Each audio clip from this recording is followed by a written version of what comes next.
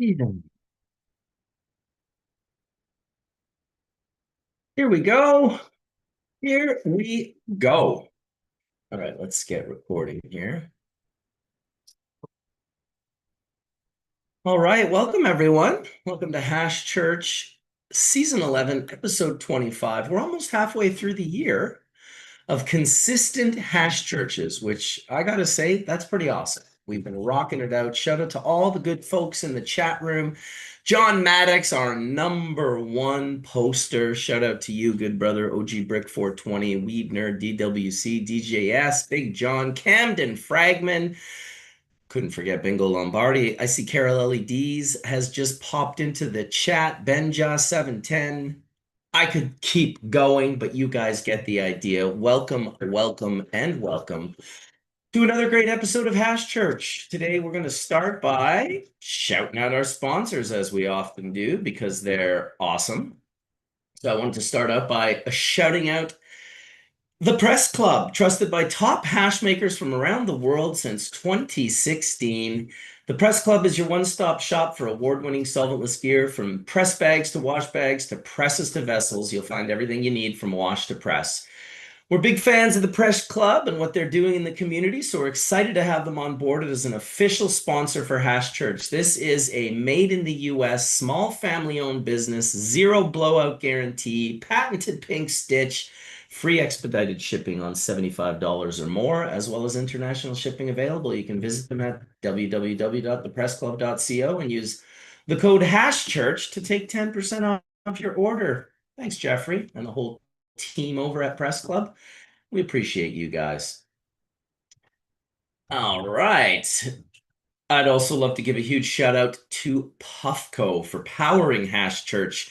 Puffco's game-changing devices like the Sleek Peak Pro, the Versatile Proxy, and the Compact Pivot, all of which I use on an often weekly basis, bring unmatched style and performance, making extracts a vibe for everyone. Their passion for cannabis culture keeps our community blazing strong. Discover the Puffco difference at puffco.com and follow Puffco. Well, I'd be remiss if I didn't mention bubble bags. We do remain the gold standard for water hash extraction, pioneered by the innovators. Hey, that's me, who defined the craft. Built to last, these top quality bags come with a lifetime warranty guaranteeing years of flawless performance with a legacy of excellence. Bubble Bag team delivers unmatched reliability for enthusiasts and pros chasing premium hash results. God, I hate the name premium. Let's get that out of there. Elevate your extraction game at www.bubblebag.com and use the code HashChurch for an exclusive 10% savings. Well, now that I got that out of the way, how the hell are you, Etienne? Welcome. And nice to see you so early. Hello, sir. I hope you're doing well. All doing good. I was fortunate yesterday. I got to see Caleb. Whoop whoop. Nice 45 there, Colin. Got to see our friend Caleb yesterday and Dominic. We'll be smoking on some of this morning. I got to spend yesterday there. Dominic and Caleb are going around California, gathering stories and talking to people about the historical perspective of cannabis. And they were in Oakland yesterday. And today they're going to be in Santa Cruz for Santa Cruz community meetings, Sunday from 2:30 to 6:30 and Monday from 1 to 5. And that's at the Resource Center for Nonviolence on Ocean Street. So if you want to come talk about growing in cannabis in California historically, come on down and talk to those guys. They are working their way all through California, but they're in Santa Cruz for the next 2 days. So pop over and say hello and say Cool hi. is that? Caleb? Yeah, no, I said, how cool is that? I was talking to Caleb this morning. Diana reached out to me from Amsterdam, and she'd been wanting to get in touch with him as she found out a printout, which was an interview with him and Sam. She's been going through all of Sam's stuff, and she's very connected, wants to stay connected, and God bless her heart, I love her for it. We certainly have love for you, Diana. So yeah, I just she wanted his new email. She had an email, but she was missing one letter. So he hooked that up this morning and I passed it over to her. And he's going to try and pop in here in a little bit. So we'll see how that goes. Welcome, Brother Colin. What's good? Good to see Dude, you y'all. tell me, did you get your kid real hard with the ball or what? Yo, listen, dodgeball with little kids, it's very satisfying.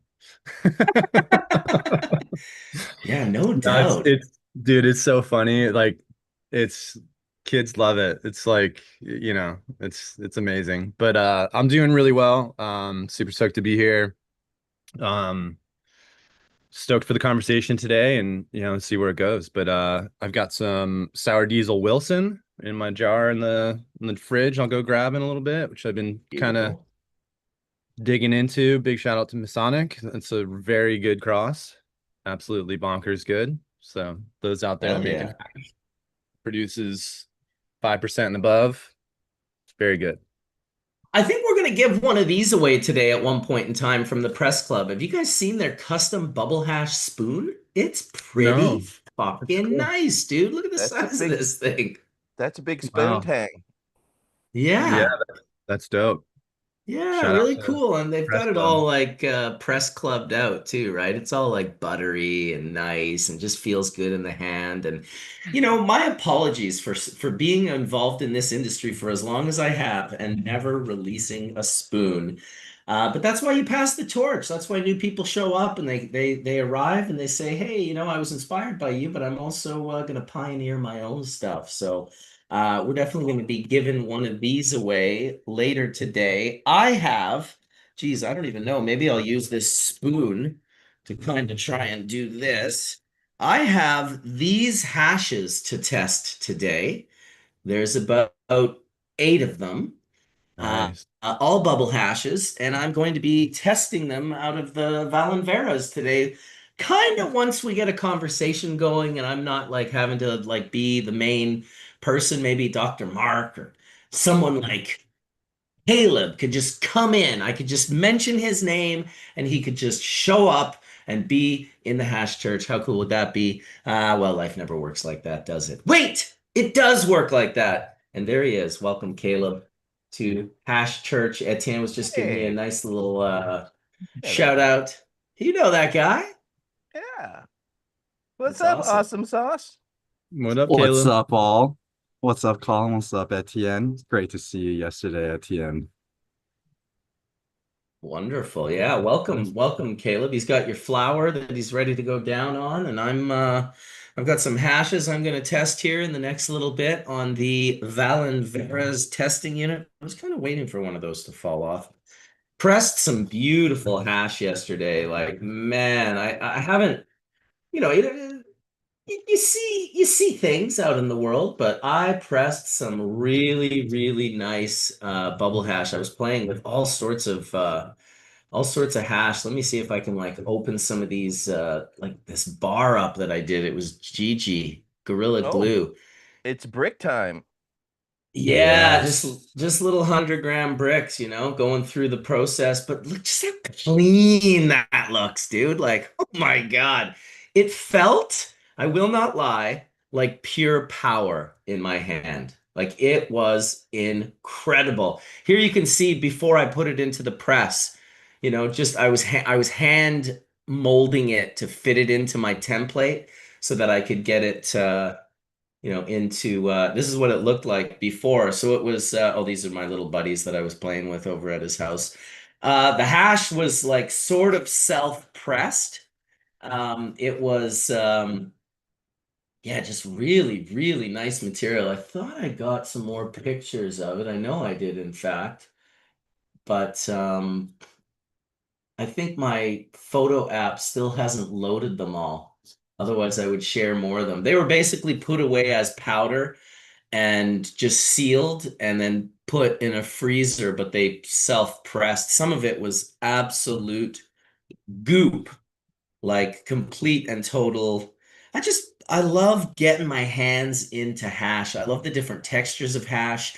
When I'm doing things, I was doing a consultation, and people are always like, "Oh, so, once we figure this out with this hash, like we'll just be able to create a template." I'm like, "Man, it doesn't really work like that. Like you'll have a template for this hash, but if you grow it different, if you do something different, like it'll change. It'll change ever so slightly." And I really kind of felt as I was showing my friend yesterday these processes that there are times, and I think this is a testament to, getting back to sharing the majority of the information and not being overly protective of the SOPs, although there is part of me that's like, oh, that's my value and that's what I sell to get myself involved. And the fact that gave away so many SOPs over the years is the direct correlation of why there's like hundreds, if not thousands, of hash makers all around the world making hash. And so, you can always look at that from the fear and scarcity perspective, like they took our jobs. Which is probably not the best one to look at it from. Or you can look at it from the sort of love and abundance perspective where you're turning people on, you're moving forward, the whole industry as a whole is moving forward. There's always going to be people that, give you pause or give you reason to question whether I should continue to be so generous. And the answer is yes. Those are tests. Always be generous, always be kind, and always be empathetic. And just understand that sharing and giving away information, because no matter how much information I gave him yesterday, he didn't know the resin the way I knew the resin.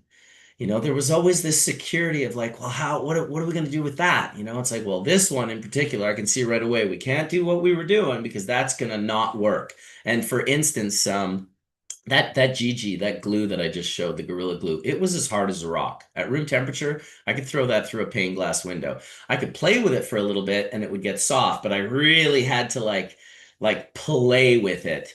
Whereas another one that he had, Meat Breath, when I opened that up, it was basically piatelid. It was just like terped out, super, just like gum. I put it in a jack press for 1 second at the lowest pressure, and it pressed it into a perfect bar. Um, that kind of blew my mind. And I explained to him, I said, this is one of those times where had someone been doing exactly what I did, pressing this Gorilla Glue, and then getting next to this Meat Breath and being like, I'm just going to follow the same template. Well, do you remember when you put Play-Doh into one of those things and then you pushed it down and it all like came up like pasta or whatever when you were a kid? Etienne and I are similar ages, so we remember. That's exactly what it would have done. It would have been a nightmare. He would have lost like a lot of hash. It would have just made a nightmare mess. And because I have this intimate relationship with hash, we were able to avoid that. So that kind of gave me a good feeling to, get back to sharing the information as you learn it, and don't be too worried about someone taking that information and doing a better job with it than you. That's how you feed the community. So that's my rant, and I'm sticking to Well it. said, man. I mean, isn't it like music where you have a set of parameters, you have a set of tools, and Mhm. how you choose to use those tools gives you that voice or that individuality in which you can carry on into your work. And then you can find nuance, and that nuance you can share with others, like you're explaining, Marcus. And that's the beauty of all of this, is that it's an exchange. And that's something that most people, the ego gets in the way a lot of the times, right? And you want to hold things back. And I always say this to everybody around me. It's like it's not about the technique. It's about it's how many people you can touch. And if you can touch many people with that, you've done a great job, and you're allowing people to see your work through wellness, and that's unique, and that's not something you should hide from anyone or not share, because like you said, Marcus, like there's probably some guy in the Midwest that like we don't even know about growing some of the best hash and best resin in his garage making hash, I and know it for and a I don't fact. know. I know it for a fact. 100%. The same thing with music. I think about it all the time. There's like a producer somewhere that we don't know about, and he's just unbelievable. He's the next he's the next Jay Dilla, and we don't know it. And Yeah. there's it's out there. So Well, cool Go ahead, perspective. Etienne. I love that. it's about the we, not the me. And that is Also, key. Not trying to rhyme there, but I mean, there's a reason why early on in the dispensary world, we opened up our doors and gave it away freely. yeah. Because we knew that if we did not stick together, we were all hanging separately. Yeah.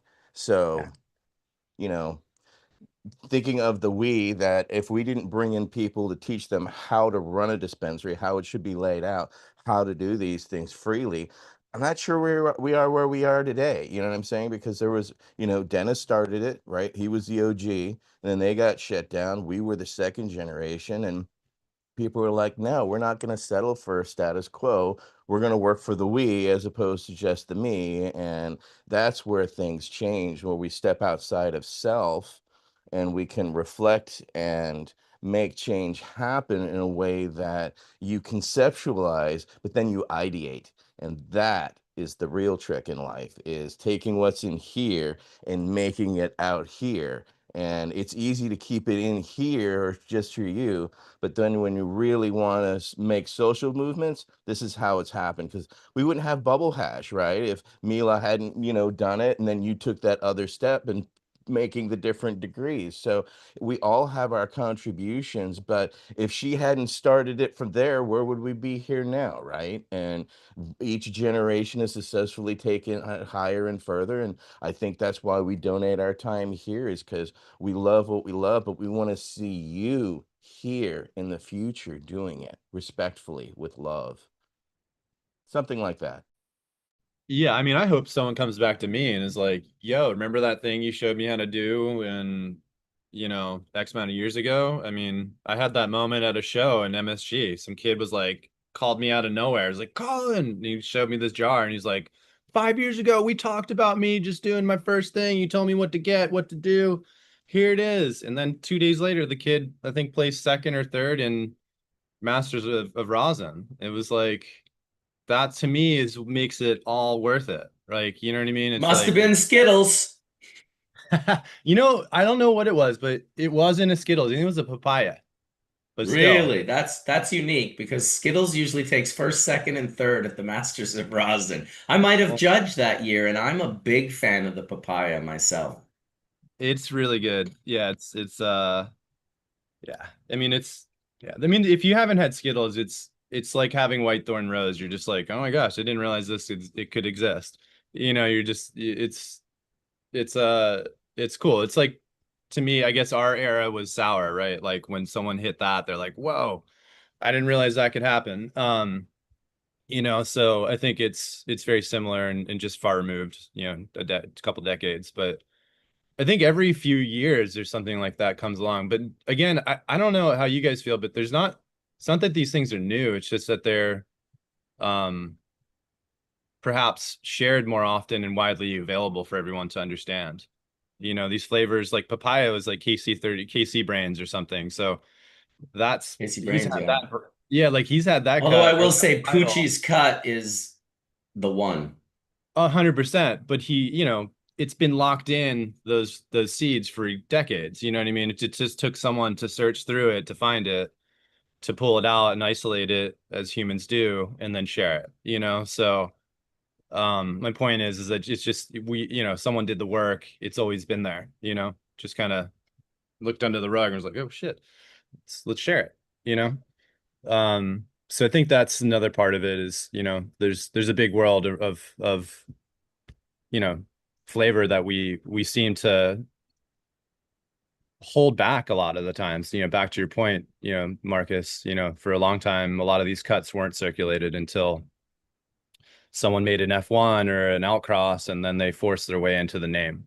So um And and shout out to the people who are willing to share cultivars because, yeah. as it likes to sneak in this fear and scarcity, it's been very, very strong in the genetic world. And for a good reason. I guess there's always been a lot of money in seeds. Like from the 90s, there's just been an insane amount of money to be made in the sale of cannabis seeds. And back in the early days, there'd be people that were crushing sales, like Mark, and Mark was willing to sell any seeds. Like if he'd give seeds to people and be like, here, make me more of these. I can't get enough of them from the breeder. So he just didn't care. He was like, bring them on. Whereas the breeders, obviously, well, I call them breeders, but maybe less of them were breeders and more of them were kind of just playing around and doing pollen here and pollen there, which is still, there's value, obviously. Like we can sort of discuss that at length as well, the differences between just kind of playing around and making a bunch of genetics and like stabilizing and creating proper genetic. Those two worlds are so different. And I get little glimpses of them when I talk to Ryan Lee, and he's legitimately upset about like the gene pool of cannabis. And I think he gets that from Dave, because Dave was also, always wanted to put. I mean, just imagine where we'd be if Dave hadn't put those genetics into the world. That stable genetic that was actually properly bred with proper numbers, done the whole proper way.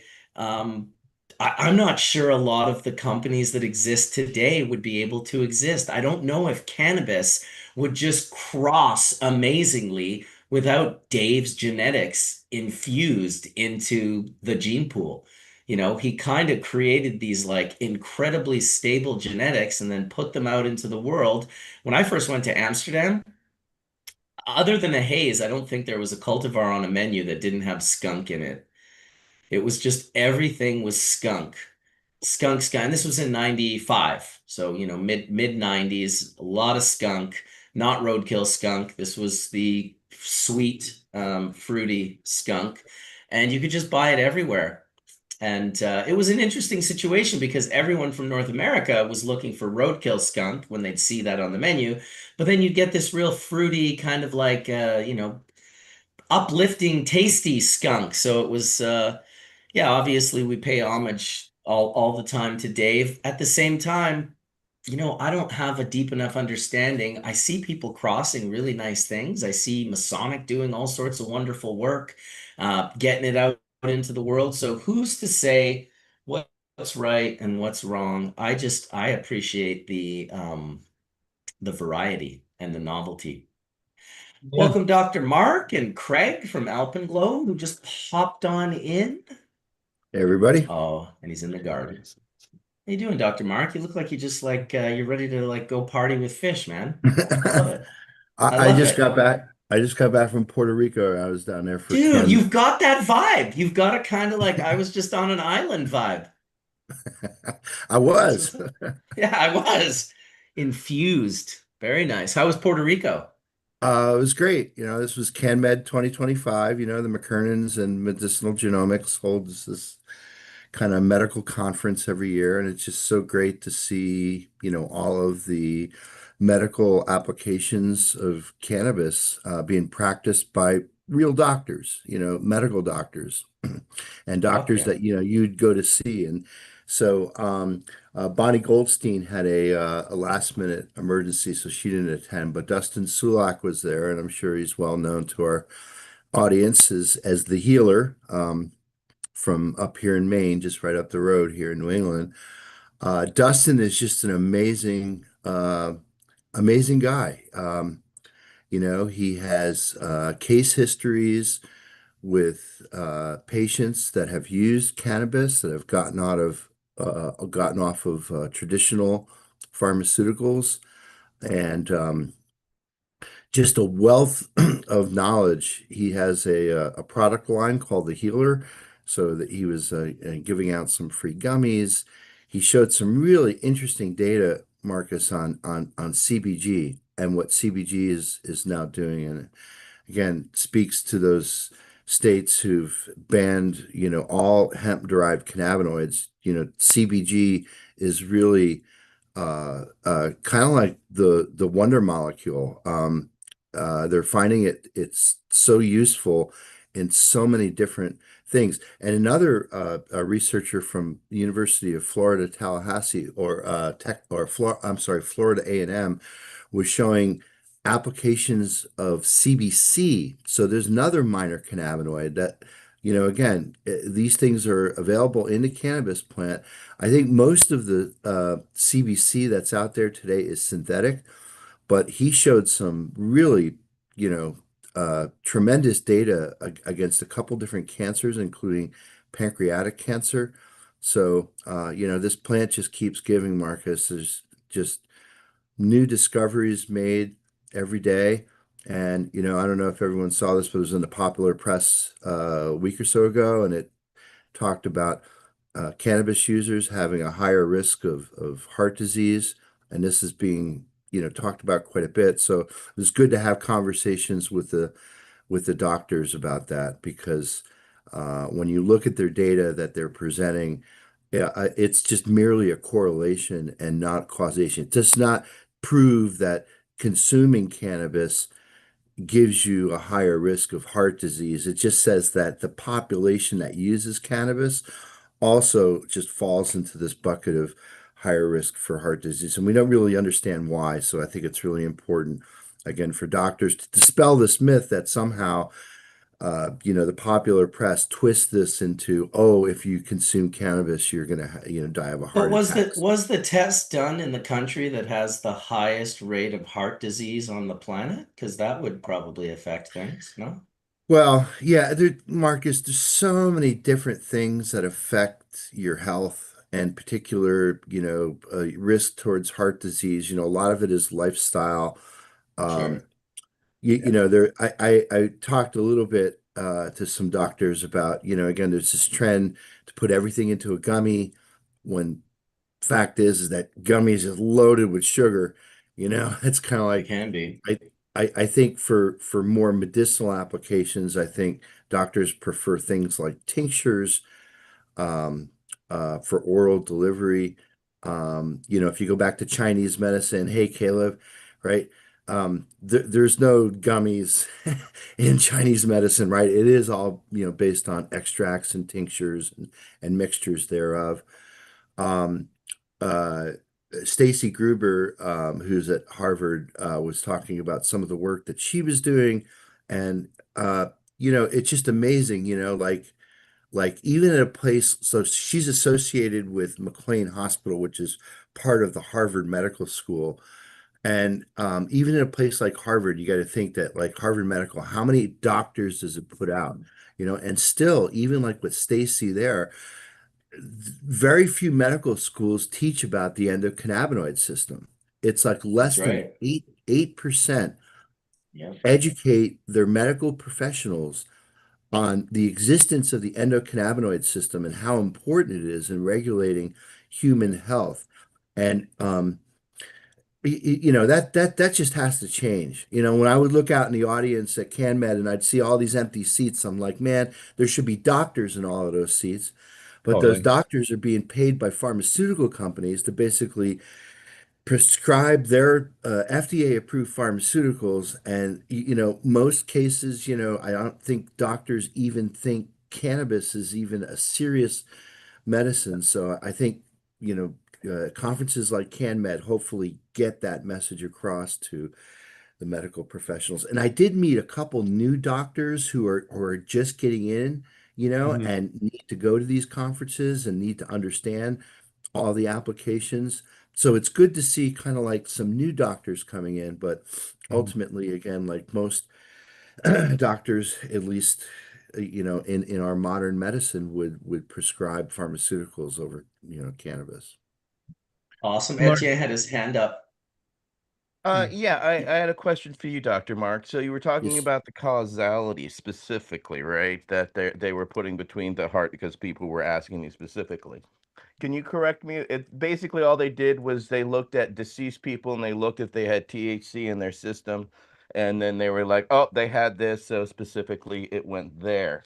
That was my question to you, and then the other thing was specifically around new training, specifically for doctors. And one of the things, my group, Veterans Action Council, we just did a series of FOIA requests and uncovered, of course, all kinds of data regarding cannabis, which I need to share with you, Dr. Sheldon. Yeah, I'd be Because very we did a interested. data dump, and it includes all kinds of very interesting dumps, including studies around CUD, because specifically we major veteran VSOs met, and one of the main things that we're going after doctors specifically on is this cannabis use disorder, because cannabis use Hmm. disorder does not appear until DSM-5. And one of the things we uncovered was they basically combined out of DSM-4 into DSM-5. And then cannabis use disorder finally appears in 2013. but we're uncovering studies that, CUD concern from 2005 to 2019 studies. Well, it wasn't coined until 2013. So we're finding all kinds of flawed studies specifically that are having, issues, but also exposing the misinformation and how they're slamming these data points, specifically as you saw this past week and a half, right, Dr. Sheldon? How many of these articles are popping up specifically, going after, specifically cannabis in the heart? And can you explain that to people, what that causality specifically means? Because it's Yeah, one thing, it's a so word, it's another thing to understand it scientifically. yeah, so this study, I think, ATN involved interviewing patients that were already suffering or had some form of heart disease, and I think they were asked whether they were cannabis users, right? So so there, what you're doing is you're just connecting a sub-demographic of that population to cannabis use.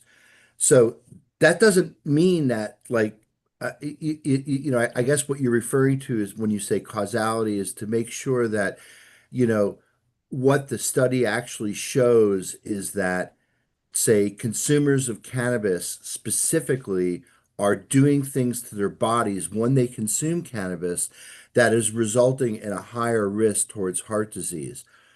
I think like if you think, just again about the lifestyle itself, or just, go back to the example I just brought up, which was gummy.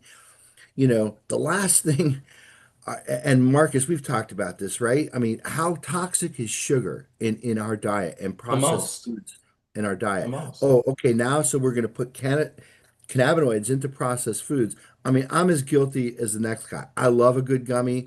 I make gummies myself, and I know how much sugar goes into that recipe. And people love gummies, right? People, I mean, I guess people are eating gummies anyway. Like they'll get high and then they'll want to eat some sugar, right?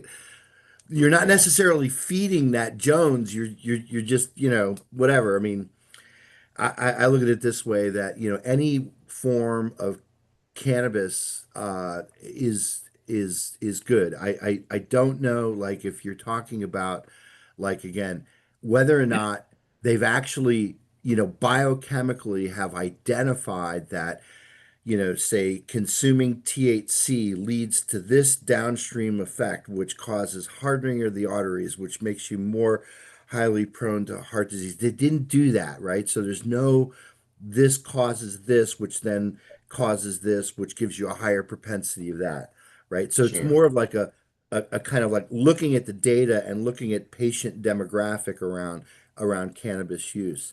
The other thing I wanted to just mention about cannabis use disorder that you were talking about, you know, I think on the drug addiction and abuse side, I think what they like to do is they like to, like when they have a patient come into their clinic who is maybe somebody who's just very prone to addiction, who has an addictive personality. There's a connection between your endocannabinoid system and what's called the dopaminergic system that's in your brain, and that's the system that releases dopamine. Dopamine is the reward molecule, right? So when you feel happy, like you know, second grader shows you a straight A report card or something like that, and you naturally feel your body is releasing dopamine, right? So when you feel good, you release dopamine. When most, addictions, including nicotine, narcotics like cocaine and other things like that, it's it's definitely connected to that reward system. So when you're addicted to nicotine, your body craves it because your body needs to have that reward constantly, right? And so those connections are known and direct. Taking that to, making you prone to heart disease, what kind of downstream effect could there be, and could it be, okay, you smoke cannabis, you get into a certain, state of bliss or whatever, or you're using cannabis. Does that make you more prone to, I don't know, eat an entire bag of potato chips?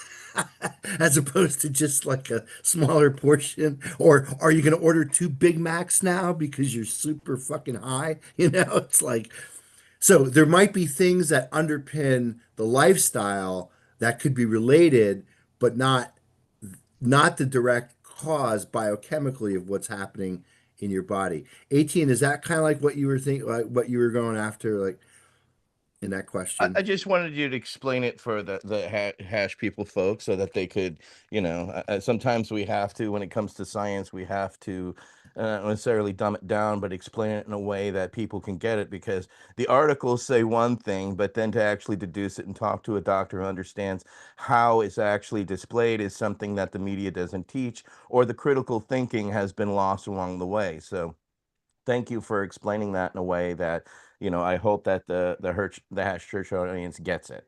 Well, I would add to the audience what Dr. Mark said is that gummies don't have to have sugar in them. You don't have to support a shitty business like McDonald's and buy low quality caliber food. You can make conscious decisions to eat consciously. And cannabis can teach you about that. Because if you've gone down this cannabis pathway and you're like learning about organics and living soil and regenerative farming and this sort of conscious way of producing, you think differently. And that can start getting you to think like, well, what does it mean to go to McDonald's? Like, I guess what I'm supporting is mass slaughter of hundreds of billions of cows right. on an annual basis. That's not, and I'm not against people eating cows. I'm just saying if you eat one, maybe eat one, right? We know that in a McDonald's cheeseburger or a Big Mac, there's about 500 different cows that genetically are in that burger because the vats that they mix these Yeah, these animals in right. are beyond massive. So there's ways to consciously, well, just like look at Craig right now, consciously farming in a beautiful outdoor organic farm setting. He could just as easily go grow avid rich avocados in the Salinas Valley. He could do a whole variety of other things to feed his family, but he's making a conscious decision to be like, okay, you know what? Your decisions affect the world, whether you think they don't or not. And your simple decisions can decide, that sort of pathway. And I really learned about this when I kind of went from an all meat diet to a vegetarian diet. And, at a time where I didn't really understand even that a vegetarian diet was a thing. I was just a meat and potatoes guy, grew up eating meat and potatoes, but always felt sick. And when I met my buddy Martin from Manitoba Harvest, he turned me on to this sort of different diet of eating. And I was like, oh, okay. So there's lots of different options. There's lots of different diets. Yesterday I was on a farm. There were emus, there were goats, there were turkeys, there were geese, there were ducks. They had silky chickens. They had all different kinds of chickens. They had, yeah, they just had a really beautiful thing. They had duck eggs and chicken eggs, and they had pigs. So they had, all these different things that they made available. And my buddy was like, these guys have the best chickens on the island. They're free range, they're happy, they're running around this big acreage. He had 5 acres just in the back of his property of just blueberries, and these blueberries had been planted in 1970, and he had never sprayed a chemical anywhere near them. Like it was just you could just feel the healthiness of this farm and all of these personalities just wandering and meandering around. Like, I urge you, go visit a farm, go make a relationship with a farmer, go to a farmer's market because I'll tell you, getting high and eating like organic vegetables and fruit to me is much better than going and getting 2 Big Macs at McDonald's. And the way you Yeah. feel afterwards is spectacular. Yeah, Yeah. Marcus, in agricultural based economies, I think it's really important for you to know where your food comes from. And you bring up such a great point because, like an agricultural state, like where I live here in Vermont, I know that my local butcher gets all of his meat, both his pork and his beef, from a local farm. And these aren't industrial farms. These are local organic farm. You're going to pay a little bit more in that store. And again, maybe that's where the price pressure is really on the consumers who, can't afford, for that farm to table connection. But certainly that farm to table connection, I think, provides you with healthier food. again, I'm not being pro vegan or pro, vegetarian. I'm an omnivore. I eat whatever's on my Yeah, plate. healthier food overall. It could be meat, it could be vegetarian, it could be a whole variety of things. It doesn't have to be like some raw, organic, vegan diet. It just has to Right. have some level of consciousness to it where we're like, well, here's a perfect example. Stephen Philpott Jr. just popped in. We did the sports medicine episode with Stephen. When the Olympics came to Vancouver, guess who the sponsored restaurant was at the Olympic Village in Whistler, BC in 2010? Do you want to know who the sponsored restaurant was? It was fucking McDonald's. Yeah. Who the fuck in their right mind is eating McDonald's before competing for an Olympic gold medal? Like it was just this weird disconnect lie. Like this is just, and then they'd have the athletes like holding the cheeseburger, like I love me some McDonald's, and then because they're all walking around Whistler, they're like, I would never eat that. I would never put that into my body. You couldn't find a lower caliber of food to put into your body. And, as Stephen knows, athletes tend to go down this rabbit hole of consciousness, very similar, same, but different, if you will, than what Craig is doing at his farm, because athletes they start realizing, like, wow, what I put in my body affects everything. It affects my consciousness. It affects my ability to execute. It just makes me not quite as good of a person. Craig's had his hand up for a second, so let's shoot over to him. Go ahead, Craig. Yeah, I had a little technical difficulty for a minute, but yeah, I just wanted to loop back around. I want to touch on something Dr. Mark said, but yeah, what sparred my comment again was about conscious decisions on what you eat and what you put in your body and how you even purchase your meat. We here in Humboldt County, I don't know if you all know, but we have an amazing winter where we get 100 inches of rain and our grass grows green, and our local farmers literally in our valley here harvest their beef in the spring when the seed heads hit the tall grass, and we get one cow a year that we share with a neighbor, and we just put that in our freezer, and that's about 350 pounds of beef. And like you're saying, Marcus, one cow, one burger, like it's all amazing. And our entire family, even our dogs, appreciate all that. We get the bones and we utilize it all the way through. But back to what Dr. Mark was talking about, maybe you could answer this for me, and that is when you eat a gummy, doesn't it go through your liver versus sublingual digestion bypasses that, and it's a much more rapid effect and goes through a different part of your body and maybe even goes to your brain quicker? Could you highlight that a little bit, Dr. Mark, or Yeah. shine So some light on? yeah, Craig, thank you. Love your scenery too. I'd love to be sitting right next to you. So if you keep it in your mouth like a cough drop and you don't actually, some gummies are so delicious you just want to chew it and eat it and press it against the roof of your mouth. But if you keep it in your mouth like a cough drop without ever chewing it and consuming it and letting the solid food go down into your gut, yeah, I think you do get a lot of oral absorption that way. I know that I spoke to Stacy Gruber, again, who's a doctor at Harvard Medical School, who's kind of like pro cannabis doctor there. I asked her specifically about this. I said, well, gummies, is this like, two steps forward, three steps back, especially for like someone who's diabetic? You obviously have other ways of introducing medicine to patients. I think what she said is that she prefers MCT tincture. A tincture, at least classically to a chemist, a tincture isn't just cannabinoid actives dissolved in an MCT oil. That's kind of, we've sort of bastardized that in the cannabis industry. A tincture has typically been what we call a alcoholic extract that then they boil off the alcohol, and then what you're left with is what the alcohol extracted from the plant. In most cases, a tincture was alcohol based, and they leave a little bit of ethanol in there, right? So yeah, you get a little bit of the alcohol effect too as well. And there was always concern, again, about like say now alcoholics, right? Do you want to be, introducing a tincture with medicine where, they're also getting ethanol? Probably not. Ethanol, again, is a toxin in the body.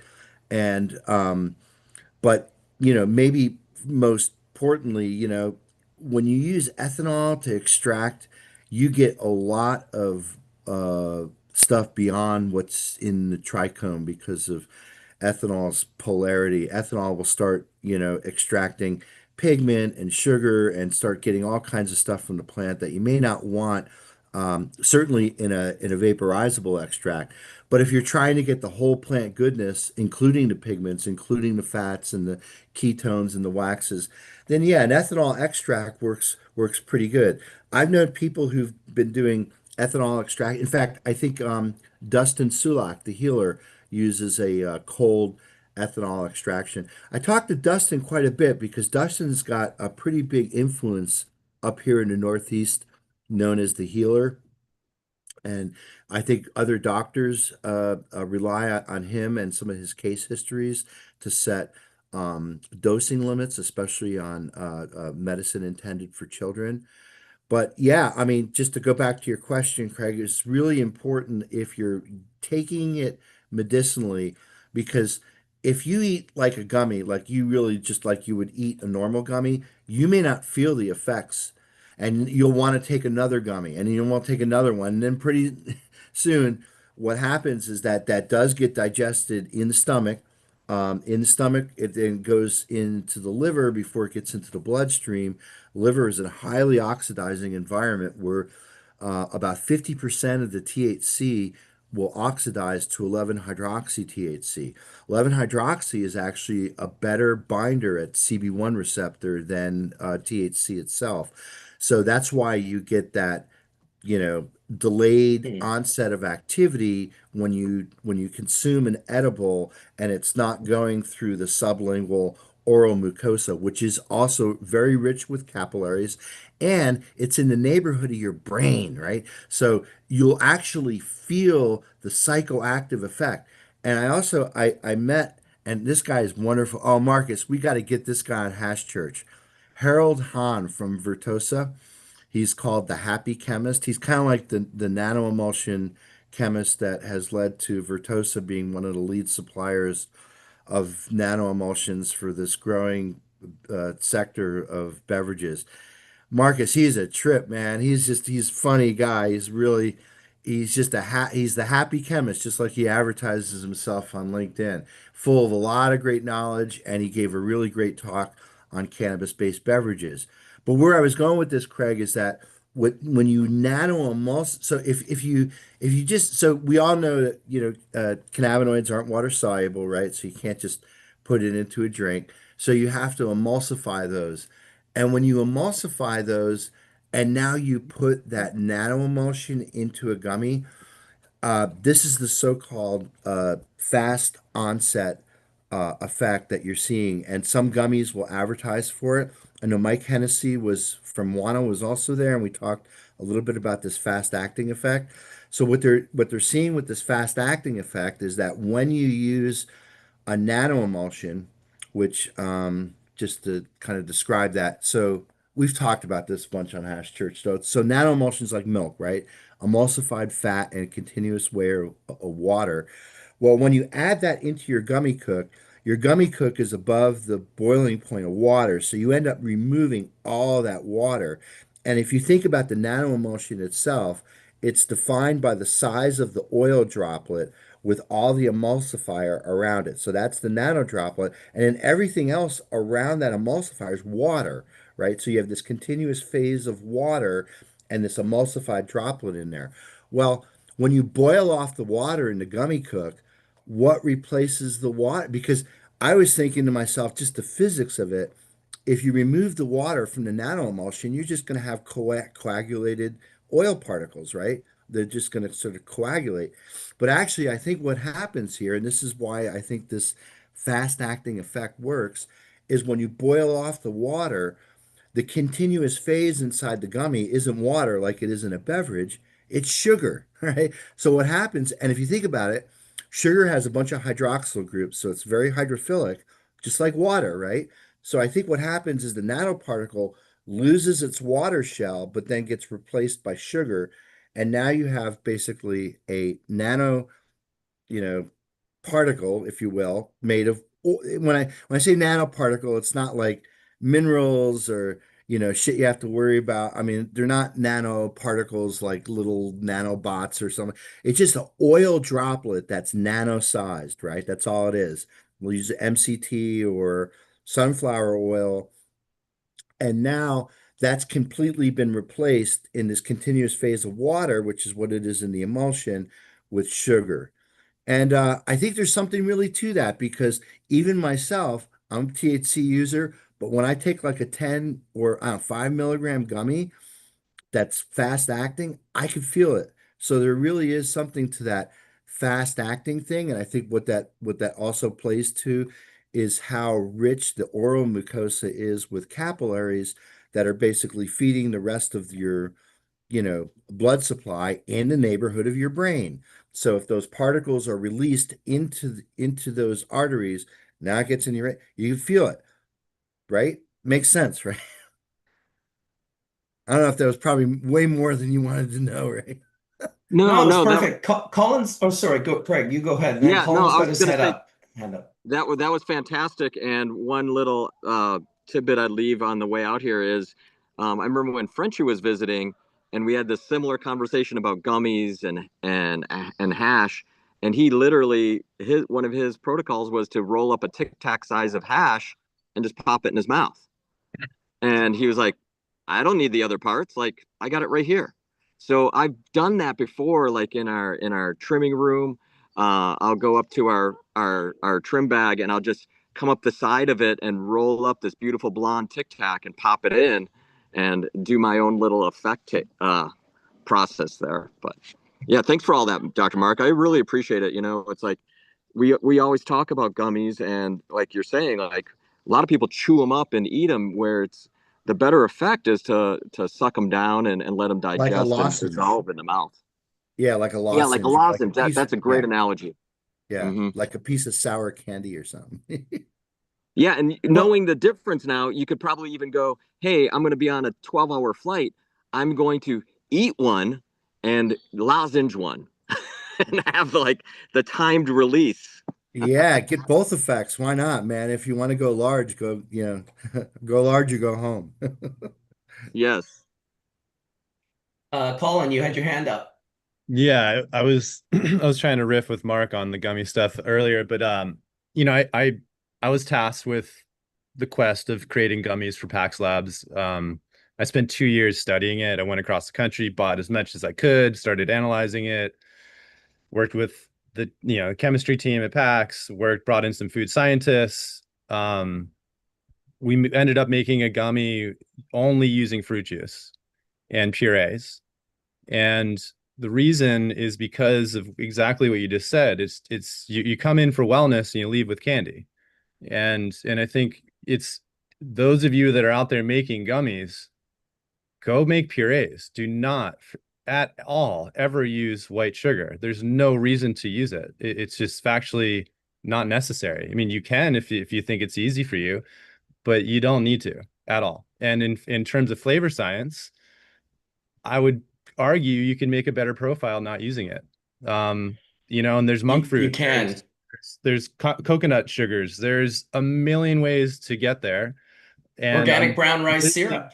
literally living proof of it. And go taste those gummies. They are bangers. They taste insanely good and they deliver on point every single time. They are, from a delivery point of view, like Mark's talking about, they are nano. They have the ability to do wonders for you from a therapeutic point of view.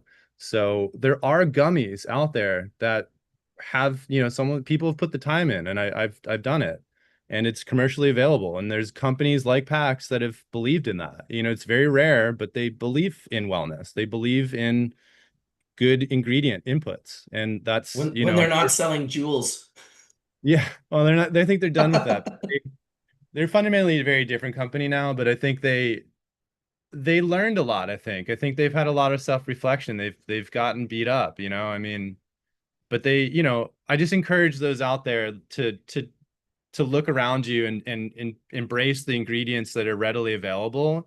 And just because you got that white sugar on the shelf doesn't mean you go after it. It's something you can definitely just go buy a watermelon, puree that up, make yourself some watermelon gummies. Most delicious thing you'll ever do in your life. It really is. It's amazing. So Yeah, but feel free, Colin, I you want know, I want to draw a distinction. So a gummy is a candy. A candy is molten sugar. There's you sure. can use different molten sugars, but what really cheeses me off, and I've seen this a lot on the internet, is Hmm. where people will just make medicated jello. Okay. Hmm. Medicated jello is not a candy, right? It's just Yep. medicated jello. It's exactly what it Sure. is. And if you go to Hmm. several websites that tell you, it'll show you pictures of gummy bears and show you, little Harborough little gummies and all this kind of thing. Sure. Ultimately, that is a candy, right? Is there really no replacing molten sugar? You have a great point of Well, where you derive that sugar could be more healthier, I guess, in terms of sugar. But sugar is sucrose, man. That's what it sure. is, right? You could get it from honey, you could get it from monk fruit, you could get it from other places, but Hmm. ultimately a gummy is candy and not medicated jello. The problem with medicated jello is Jello is actually super interesting, right? It's gelatin. If you know where gelatin comes from, Marcus, comes from the Yeah. hooves of animals, right? So gelatin is kind of like keratin, which is what your fingernails are made of. It's very, very kind of interesting biopolymer, but ultimately Jello is mostly water, right? And so when you put that stuff in mostly water, the water activity is so damn high that unless you refrigerate Jello Hmm. will go moldy on the counter after only like about 24 hours here in the Northeast. It's because mold Hmm. spores are everywhere. Aspergillus eats that stuff like there's no tomorrow. So if you have to refrigerate your gummies, you don't have gummies at all. You have medicated jello. Period. End of story. There's a lot of recipes up there that just says, oh yeah, take your cannabis weed oil, add it to gelatin, add water, and you got a gummy. Bullshit. That's why you That's got to Bob's use your pectin. uncle. medicated jello. You got to use Bob's pectin. your uncle. That's why. Yeah, you can use pectin as well. That's right. I will Don't Oh use yeah, yeah, say gummy yeah. that salt. I use I pectin. I Yeah. will say this. The sugariest, most garbage ingredients that you could possibly make a gummy out of would still be healthier than the food they serve at hospitals worldwide. So just think about that for a second when you've got your medical doctors telling you you can't eat that sugar, but you should get some of our wonderful food down at the cafeteria here at the hospital. It's been known to keep people here for months longer than they need to be here. Sure. As I think of the can, right, of patient number one. The can. That's awesome. But Hey, if you But welcome, think about it, I Stephen. mean, just in terms of the whole gummy candy thing, I mean, the consumers today love fucking candy, right? I mean, totally. there's no question about it. You're Sour supposed to Patch eat it. Kids, gummy worms, all those things. Like my kids, my kids' generation, they love it. If it's brightly packaged and has artificial dyes in it Very well. and artificial flavors in it, they fucking love it. So, I mean, I think there's a whole swath of the hemp derived part of our industry that just is taking advantage of the fact that kids love that kind of candy and putting hemp derived D9 in there and selling a bag of gummies for like 30 or 40 bucks on the internet. I think the last thing I wanted to say just about this is that, you know, yeah, there's several ways you could ingest cannabis. You could put it into like salad dressing. Oh, I just love like we use a bacon fat. This is probably terrible. A bacon fat infusion, right, into a salad dressing for a spinach salad. So there's spinach in there, Marcus. There's carrots. There's all kinds of healthy stuff. Yeah, we put feta cheese in there and bacon bits, but ultimately we're getting our salad and we're getting our cannabis all in the same bite. Meat in the salad, a vegetarian's kryptonite. What's It's all this? of those What's this things. in the salad? Yesterday I was offered a samosa by a friend. She had meat ones and beef, chicken, and vegetarian. I said, I'll grab a vegetarian one. And as I'm eating it, I said, I'm always so careful with these. It's like you'd be amazed at how often people mix up their samosas. And she's like, oh, my mom's been making them for 60 years. She's 84 years old. She's really good at it. Take a bite, big piece of chicken, first time in about 35 years. I was just like, oh, no worries. It's all good. I probably would have gotten upset about that like 20 years ago. And Yeah. now it's just like, who How did it taste, cares? It's not Marcus? like someone put a dick in my mouth or something. How did it I taste? didn't really chew it. I just felt the texture and immediately just kind of pulled it out. I was like, oh, that's like, I don't know what that is. That's different. It's weird when you don't eat that for like 35. I haven't eaten a chicken or a bird of any kind in over 35 years. It's been a while. I wanted to welcome Stephen to the room. I've tried a couple of times, but we were in an intense conversation. How's it going, dude? Long time no see. Hey, can you guys hear me okay? Absolutely. Yeah, no, I was just loving the conversation. I popped in at the right time, apparently. You guys kind of hit all of my topics that I like to talk about. I've just been over here the whole time you guys we're talking, thinking about obesity, and how it's directly related to the endocannabinoid system. So we don't realize how much of our habits are behavioral.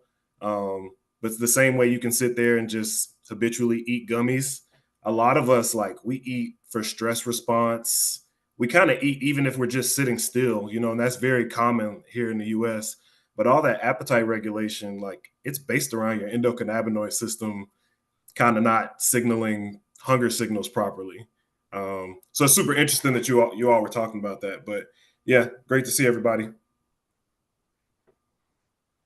Yeah, you Hey, too, Steven, man. how you doing, buddy? Absolutely. I did invite my friend Steve Henson. He's a PhD chemist who specializes in nano-emulsification. He's been doing it for probably like 12 to 13 years now. He hasn't replied to me. I also invited my friend Dave from White Rabbit Gummies here in Canada. His company's kind of gone through some changes. Him and his partner went their separate ways, but they had a really good food scientist who was just able to understand the synergistic effects of certain aromatic volatile profiles with certain flavor profiles, whether it's, a maca banana or orange creamsicle or whatever it is. You can't just throw any aromatic profile into any flavor profile. It's just like anything. There's a sweet spot, and when you get it the right way, there's like a wow moment. And that was really kind of what it was like the first time I had his gummies. They're really quite delicious. But yeah, what an interesting thing. Conversation right now, everything is gummies. Soon people will be eating nothing but gummies. It seems like every mushroom is in a gummy, cannabis is in a gummy. I'm waiting for the 5-MeO DMT gummies. I'm sure they're coming. It's definitely a popular way to get shit into people's gullets. Everyone has a different diet, but everyone will smash gummies. It's like, might as well have a gummy. It's like 15, 30 milligrams, get it going on, start feeling pretty good about it. Yeah, I So mean, I the think I'm vitamins gonna, and supplement industry has taken advantage of this, right? You can get a lot of of vitamins these course. days in a gummy format. If you need stool softener, those comes in gummies too. So yeah, I think yeah, you're absolutely right, Marcus. I mean, very, very popular format. Everyone seems to like them. And I think they even now have sugar-free gummies, but you got to ask yourself, man, if there's no sugar, the fuck is it made out of, right? Go ahead, Stephen. So, like, to you guys' point that you were making earlier, I always have the argument about the definition of a drug. You put something in your body, there's some type of like chemical, physiological, biological reaction. And I don't think we really think about how much we consume sugar. And like what Dr. Mark was talking about, whenever I think dopamine, I think sugar before I think any other drug. Because I mean, Snickers' whole campaign is you're not yourself when you're hungry. You should go eat a Snicker bar. You know what I mean? So like same thing that we're talking about with these gummies. I think more of those based off health. I think they're like, oh yeah, people will pop a sweet sugary thing in the morning.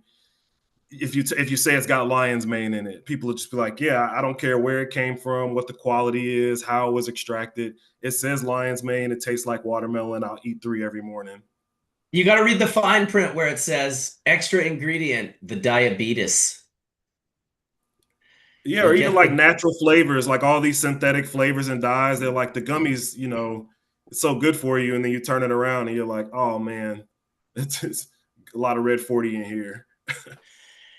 Yeah, it's kind of crazy that that is still in existence, although I think they're kind of finally realizing and kind of getting rid of it. I'm pretty sure we got rid of it a long time ago in Canada, and they definitely got rid of it a long time ago in Europe, but I'm pretty sure you guys still might have it down there, which is so Oh, fucked What, up. It's Red it's totally 40? unnecessary. it's Red alive 40? and well. Yeah. Well, if it's not Red 40, they'll replace it with Red 41 or Red Yeah, 58 or Red 65. exactly. Fuck. I mean, they Oh have a my God. whole, treasure trove of things. But it was interesting. I was talking with a woman down in Puerto Rico when I was down there this week, and she was telling me about there's a pretty big illicit market down there too, and illicit market for psilocybin. And I guess they um, busted. I don't know if it was a store or just some guy who was selling these things. They were chocolate bars, and they were advertised as having psilocybin and lion's mane, and like kind of like nutritional mushrooms and stuff like that. The only thing that they found in there was hemp-derived D9. There's no mushrooms in there at all. It was just completely, mislabeled, and we'll just put a bunch of THC in there and the consumer won't know the difference. What the fuck? Sounds Uh, about right. Sounds about right. I mean, you know what? It speaks volumes to the medicinal components of cannabis because I remember when people were using like naphtha to make Rick Simpson oil, and that naphtha has lead and rust inhibitor in it. That if you distill the naphtha and you remove the rust and lead yeah. inhibitor, it is absolutely toxic waste. It looks like mercury. It's like electric blue, and it just fucking moves super psychedelic. And when you extract it, you now have toxic waste and you're Yeah. responsible for getting rid of it, and it's expensive to get rid of. You can't just throw it in the fucking creek next to your farm. It has an effect on the biosphere. So yeah, Yeah. it's pretty Naphtha is a insane. Yeah, dog's what I breakfast of was gonna say shit. about that is people were still killing cancers with that shit. Yeah. So here you are using a poison to extract cannabinoids to use as a medicine, which for sure you're concentrating into the cannabinoids. It speaks volumes to the medicinal potency and vigor of cannabis that people were still like, putting this naphtha oil on their face and shrinking skin cancer out of existence. And that's pretty incredible.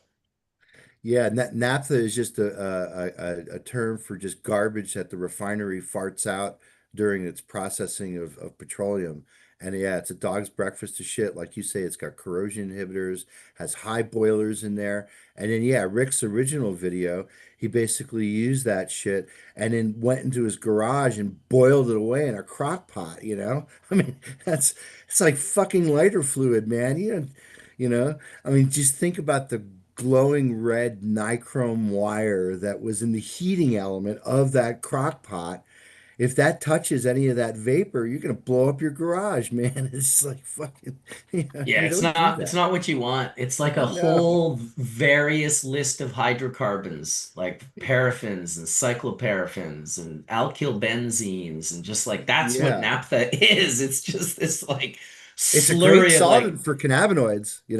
But yeah, it's a terrible solvent to do extractions for medical products with. yeah. It's an interesting world we live in with cannabis being recreational and medical.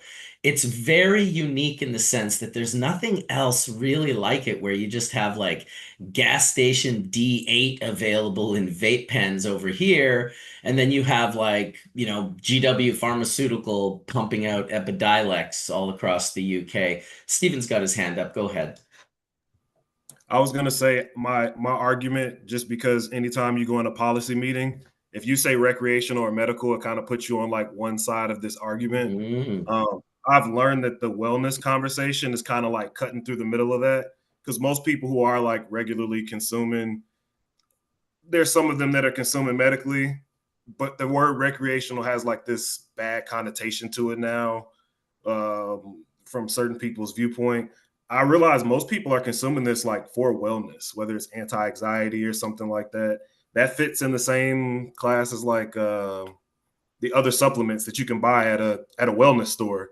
There's stuff in any of the supplement shops in the US that will kill you if you consume too much of them, whether it's synthetic pre-workout or whether it's natural plants that you can get in a supplement store.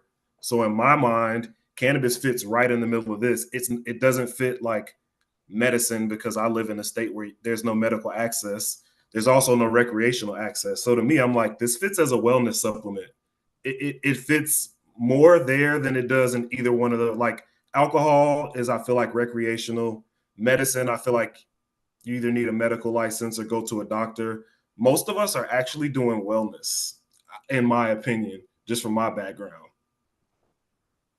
Yeah, that's a good way to put it for sure. There's definitely the medical recreational thing, and the hemp thing. Like what we had to do with cannabis to get it to be allowed was we had to separate it into components, and we had to say, well, hemp is a distant cousin of marijuana, and that's how we got hemp grown in the ground. And then we're like, well, this is medical marijuana, not recreational marijuana. They're very, very different.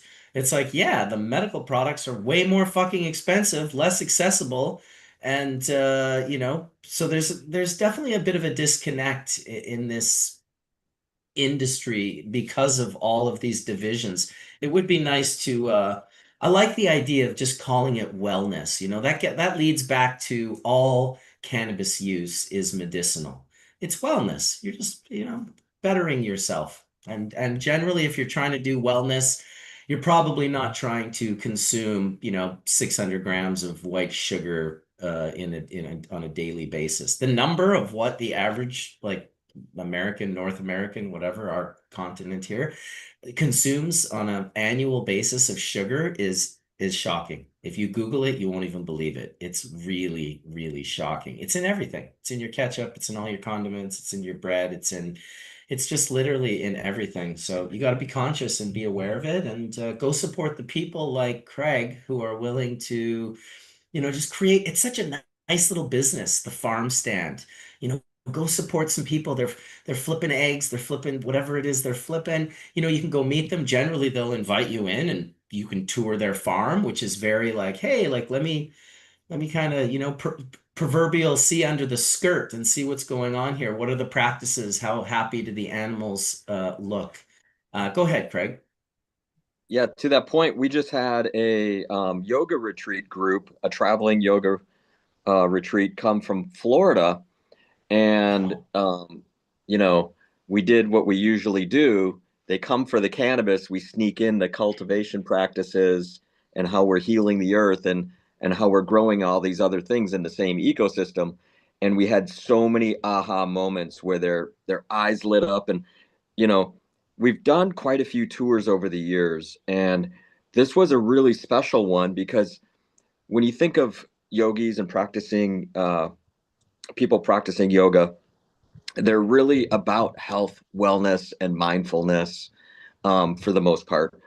So when you're explaining, some of these interactions between plant and humans and the earth and how it's all one symbiotic relationship, you have these minds that are ready to accept that information, and it was just really, really amazing. And we definitely made some lifelong friends in a 2-hour tour, and the folks, our friends that put on the tour, were so excited because their group went back to Florida and said, we can't wait to plan the next one, and we're going to have even more focus, because they did everything while they were here. They did definitely a yoga session every day, but then they went, rafting and ocean and tide pooling and all these other things.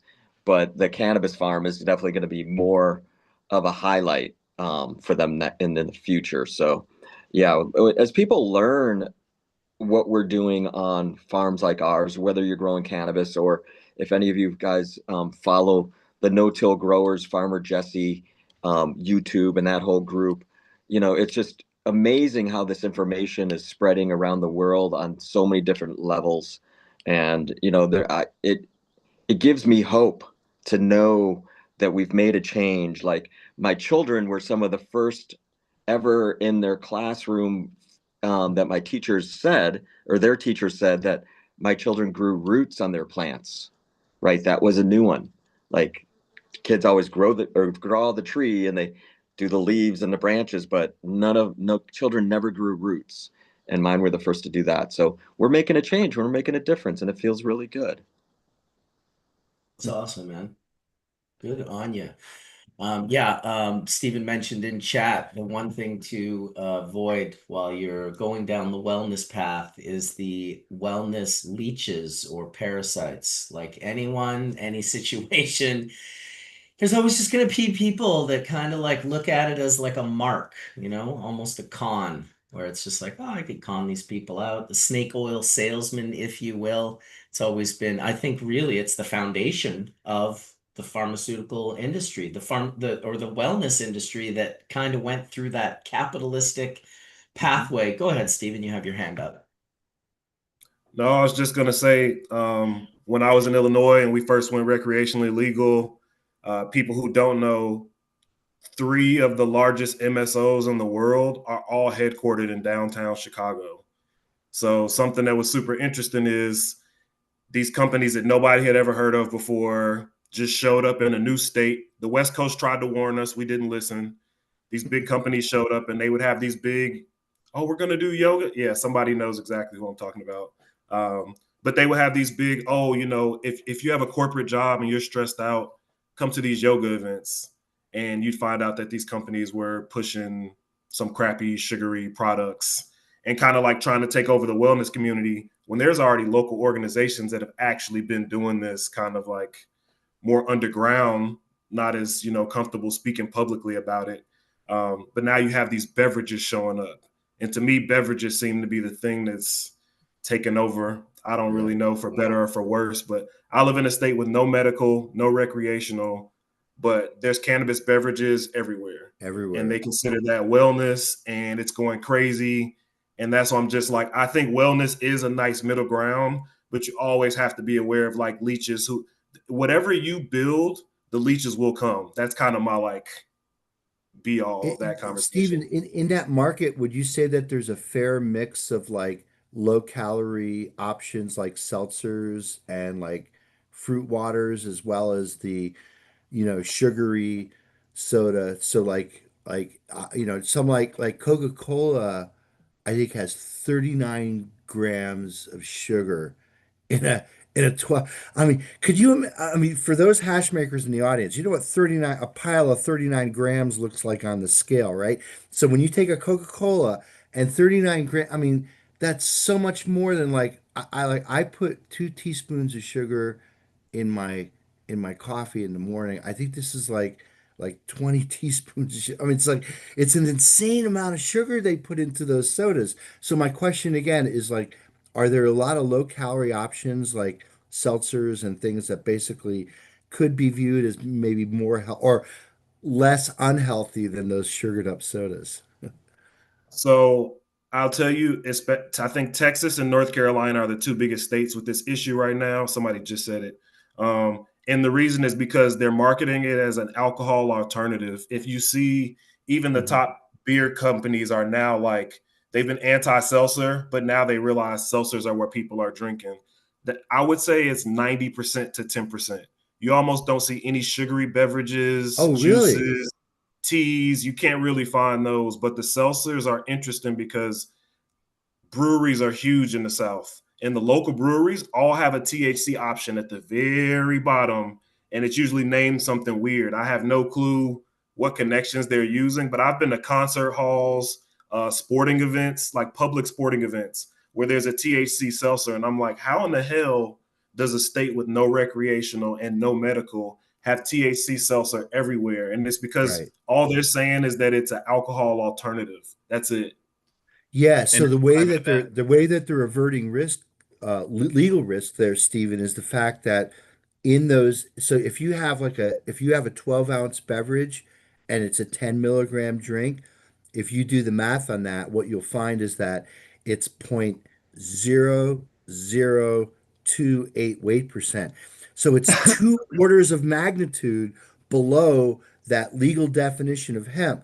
We talked a little bit about this at CanMed, that 0.3% threshold for industrial hemp or marijuana or whatever was never meant to be extrapolated onto formulated products. So it was always meant just for solely for plant material to distinguish it in the field from cannabis. I mean, we're aligned on this. To me, it's all one plant. It's all one plant. This arbitrary line at 0.3% is just the legal definition of what they removed from the Controlled Dangerous Substance Act. But I think that's why it's such a good play for big beverage. Big beverages, they've already got made the investment in the canning lines. They have the distribution networks. Like when you see these displays at Total Wine in Minnesota. I mean, it's just amazing to me. Colors and brands and just everything. But you know what? You're giving me some good news because what you're telling me is that, did I hear this right from you, Stephen? 90% of what I see at Total Wine is seltzers and not sugared sodas. Is that right?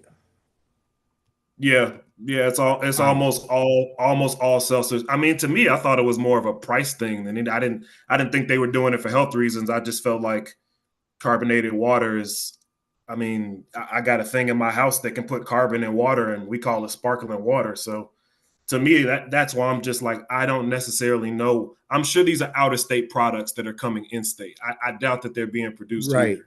Well, that's Yeah. one of the reasons why this is such an easy play for big beverage, right? Because they've already got, again, the canning lines already paid for. This has been capital that they've already spent.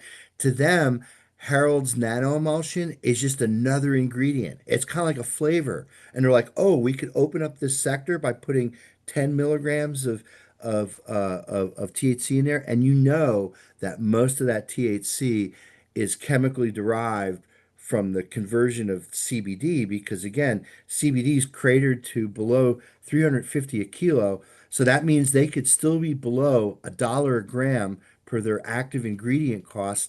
It's a no-brainer, right? It's a no-brainer. And the other thing that I like to say, I mean, I love beverages. I mean, I was really kind of skeptical about them at first. I mean, I didn't think that a heavy THC user like myself, it would move my THC needle at all. But I'm telling you, man, halfway through a 10 milligram seltzer, Steven, I could feel it. I really do feel it. I think it has something to do with the nano emulsion. Yeah. And, I just think it's going to be a super popular category. I'm all about increasing access to patients. And I love the fact that, like, if you go to a liquor store, like if you're stocking up for a party and you want to buy beer and you want to buy some hard spirits and some alcohol and shit, now I could buy THC drinks, right, underneath the same roof and Right. provide my party guests with, an alcohol-free option. And I like that it's seltzers. That's really good news because I had assumed when I looked at all those bright cans, I'm like, oh man, they're just sugaring up the population again here. Some of them are though, man. I'll tell you, like I've been studying it for a minute, and I just had a meeting with a distribution or a guy who's heavily involved in distribution, and the thing is, Mark, is like you can distribute these things from states that don't even allow it in their C stores, right? And that's the other thing. Like in Massachusetts, there's a guy that takes over the whole East Coast, right? And he's not even allowed to sell it in mass, but he's got a warehouse full of these things. Right. And I've tasted like, dude, I have hundreds and thousands of cans in my possession in my garage of just other brands. And there's a lot of junk, man. There's like maybe I can count on my hand the ones that are like really like thoughtful and really smart with the ingredient list and how they're incorporating it. And then on top of that, what's the function? Is it reishi? Is it chaga? Is it L-theanine? Like what's the active, in terms of these other, plant medicines. And there's again on that side, there's a lot of junk, right? Because there's not a lot of great ways to put, say, let's a mushroom extract into a drink yet still. There's still a lot of learnings there from an extraction point of view. Most of this stuff, as you said earlier in the conversation, is mainly done into alcohols and then burned off. And that's really hard to formulate with, man. You can't make a great product that has, byproduct constituents in parts per million. It adversely affects the profile. So what I'm getting at is there's a huge like open playing field of opportunity for those that of yourselves out there in the world that are interested in formulating healthy products. Like there's just not a tremendous amount. There's not a lot of them, man. Like I can literally count 5 or 6 on my hand that I know across the country and world that I've tried that I believe check the box as like truly organic or they're sustainably sourced, and then is using mother liquor and not using some weird, chemically diverged version of THC. And then on top of that has like a good branding and good name behind it. So it's really interesting from what I've seen. I think there's just a lot of sugar still. You know what I mean? Even though there is a lot of seltzers. So I just wanted to long way to the sugar thing, but it's just like there's so much there, you know what I mean, to talk about. Yeah, It's really mother deep. liquor tends to be super bitter because it's you're concentrating all the extracts. But then Yeah, again, Colin, in a 12-ounce drink, if you're only using 10 milligrams of active, do the totally. math on how much it's not a lot of material.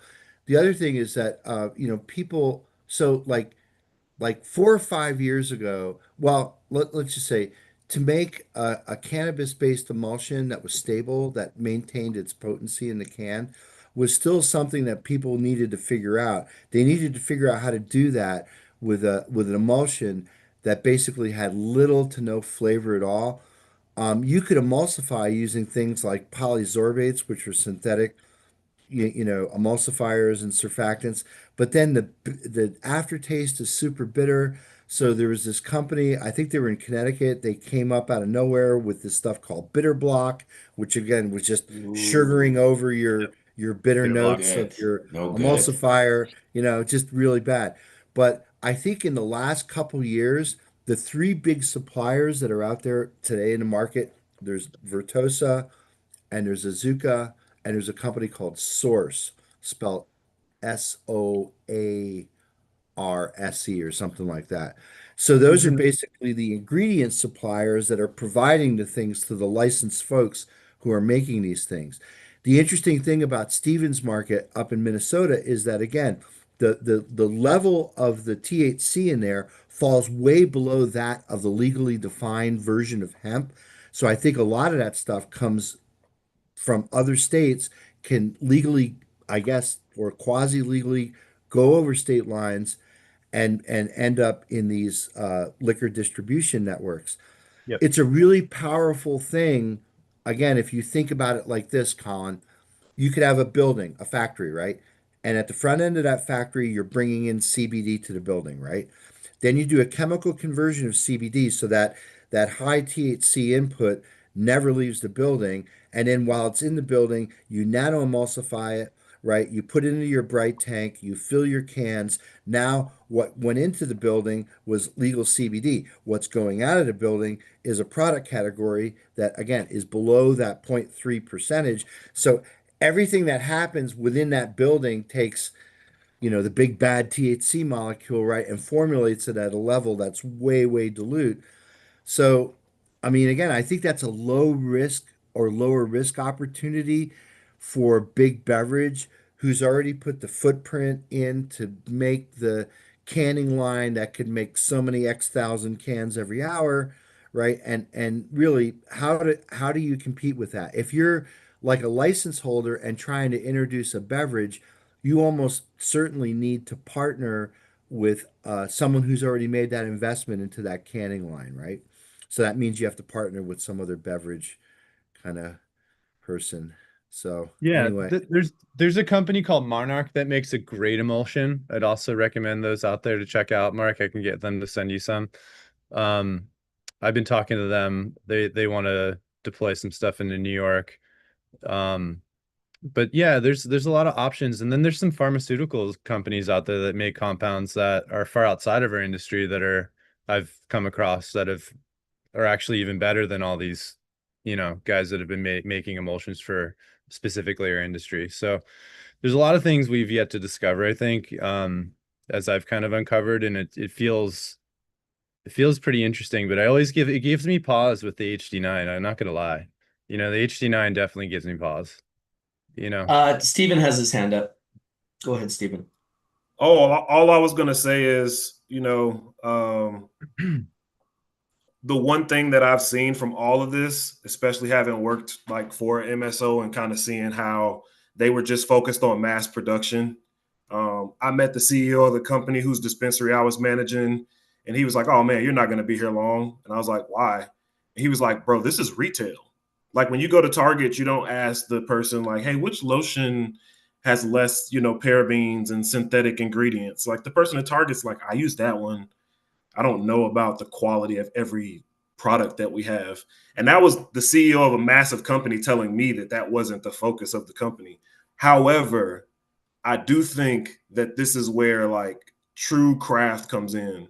And I'm not even talking about craft cannabis. If you look at what we're talking about, we've talked about burgers today and we've talked about beer. Mass produced beer and mass produced burgers have been king. No competition. They've been dominating until the last like 10, 15 years. You could take a shitty beer that you brewed, call it an IPA, charge double and say it's local, right? So there is this now conceptualization where people are interested in like, is this burger grass fed? You know what I mean? Like, what's the difference between a grass fed burger and one that you stuff full of corn? I think people are interested in that. So now, as you see mass produced products come out, people will learn what shitty quality is. And that's when the opportunity of craft people to say, hey, do you know what full spectrum means? Do you understand that maybe you got something synthetic put inside of a seltzer versus me? The first time I had a solventless gummy, I remember just standing there. I didn't even want to chew it. I just like let it sit in my mouth and I was like, what are these other gummies that we've been eating in? Like this is hot dog water, you know what I mean? Compared to like some locally brewed good shit. So in my opinion, I think that the same way craft beer and craft burgers are now having like a significant impact against like McDonald's and Burger King, I think that like people are going to learn as these mass produced THC seltzers come out. They're then going to start having questions like, I heard that this isn't as good for me. Maybe doesn't have as organic ingredients. Let me learn about the process. Because most people see THC and they only really think about the molecule. They're not thinking about the process of a plant producing it. They're not thinking about possible synthetic conversions from CBD. They just hear THC and they're almost thinking about it like an alcohol percentage. That's why education is such a big deal, because this is when you can educate on all the other things that go into growing a craft product versus a beer company who jumped in the game and said, hey, now we produce it too. So that's my like whole, as this mass production increases, I do think people are having more questions about like what craft means and how to learn like how to meet craft growers that still exist. Yeah, well said, Stephen. Well said for sure. I'm just playing with my Valenveras unit right now. So I've been analyzing and testing hashes while we're here on the. I have about 10 to test. The first one I tested came back at 62.9%, this little bubble hash right here. So definitely shining like diamonds. I was expecting it to be over 60%, but yeah, enjoying the conversation and just doing a little testing while I listen. Lovely. What do you guys Yeah. smoking on Marcus, I today? need to get me one of those little meters. Yeah, I want to hook you up with these guys. Yeah, absolutely. I'd be interested. I met a guy down at CanMed this time around named Jeff Rawson. I don't know if any of our listeners know about Jeff Rawson. You know him, Steve? What an interesting dude that guy is. Oh my God. Not only an extremely colorful personality, but he dresses the part too. He wears like psychedelic like pants and tie-dye shit and all kinds. Well, he's using one of those orange boxes, which I guess is a small little kind of like microchromatograph kind of Orange thing. photon, I believe. Orange Yeah, photonics. I used that for my master's thesis. Yeah. yeah, It has a solution though, correct? He Yeah, does, Yeah. yeah. I used yeah. to I use it in think hemp so. a lot. Yeah. No Yeah. solutions for this thing. It's nice and easy. It's the thing I like about this is I could literally get like my 10-year-old son to run these samples for me if I needed to. It kind of takes out that I guess, the complexity of even just something as simple as using a solution, but they definitely work. Yeah, so if it's I an had access interesting to any one of technology. those devices, either that one, Marcus, or the photonics, what I would do is I would set up a study on my HPLC and I would get I try to do a correlation, right? And see like Hmm. how well that works at low concentrations. And then I would actually intentionally make dilute solutions to see if there's kind of like a limit of detection limit. Like Yeah. can that discern? So if you were using that, for example, to do like a field test, like in a law enforcement kind of situation where it's like, ooh, is this stuff marijuana or is this stuff hemp? Can you tell the difference between something at point 0.2 and 0.28 and 0.3 and 0.31, right at that legal boundary of what defines hemp and marijuana, at least in the United States? I mean, how accurate is it at that level? Is it super accurate? I found it to be pretty accurate. I mean, for accuracy wise, obviously the only way I can really test its accuracy is by validating COAs that already exist. So a lot of the stuff in Canada, what I notice in Right. Canada, I feel like this thing's very accurate in regards to active moisture, or active water, moisture content, cannabinoid content. The macro and micronutrients is a mind blower. The terpenes always seem to come in low. And I was talking to a gentleman from Holland who has an EU GMP lab, and he also uses one of these units. And he validated it. He's validating his nutrients with it. He's breeding with it. He's doing all these different things. And he told me about a week ago that he prefers it over his GMP lab. The time, the energy, the person that he has to have present to operate the equipment. This thing he could just hammer out hundreds and hundreds. So terpenes seem to be coming in low when it's cannabis, like 1.5%. Every company in Canada has between like 2.5 and 4% terpenes in their flower, which I just don't believe. I think it's a lab increase. I think the labs are padding the numbers for terpenes. And yeah, you see it all the time. You see, I mean, shit, I've got some bubble right here that says it's 9% terpenes, and it has like barely any smell at all. Like it's just not loud. It's just not. I mean, this is the one that is saying 9% terpenes. It's just like it's mediocre at best. It's not very good I saw rosin. that in So the test result I just had come back, and it was actually lower. And I knew there was like I knew there was 10, at least 10% in there, and it came back at 8. And it was just really interesting because How did I'd you love know to there see was that 10% in there? because I put 10% in there by volume. Oh, okay. I think Dr. Mark, when we used Orange Photonics, we I actually wait. did it compared to desktop HPLC.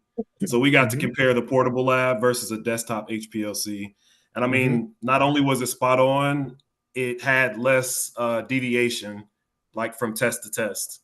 Okay, and are you able to discern different potencies of different cannabinoids at that same level, or are you just talking about potency of THC level? no, but No, we do cannabinoids, CBG, CBD. There's a whole variety of them. It's all just about putting in the models. So he's working with a bunch of labs right now, these guys. I definitely want to link them up with you. We're going to have them come on and do a show where we talk about this unit. And I'm sure they could probably get you a unit for a month or something to get you being able to do a little Yeah, I test or mean, something. I would do They're like all an about it. academic study, Marcus, that we would just publish the results, and if anything, Yeah. publicize the use of their instruments. So they'd probably really like that. But I guess Yep. what would be really useful, again, for the testing labs, especially if like you're going out, if you think about it, like how intense is it to have like a testing lab where you have samples coming in all the time. You're basically just trying to turn that crank as fast as you could turn it, because the profitability of a testing lab is nowhere near like a producer. Producers, those businesses, if you run the business correctly, could easily be a 10 to 50 to $100 million business.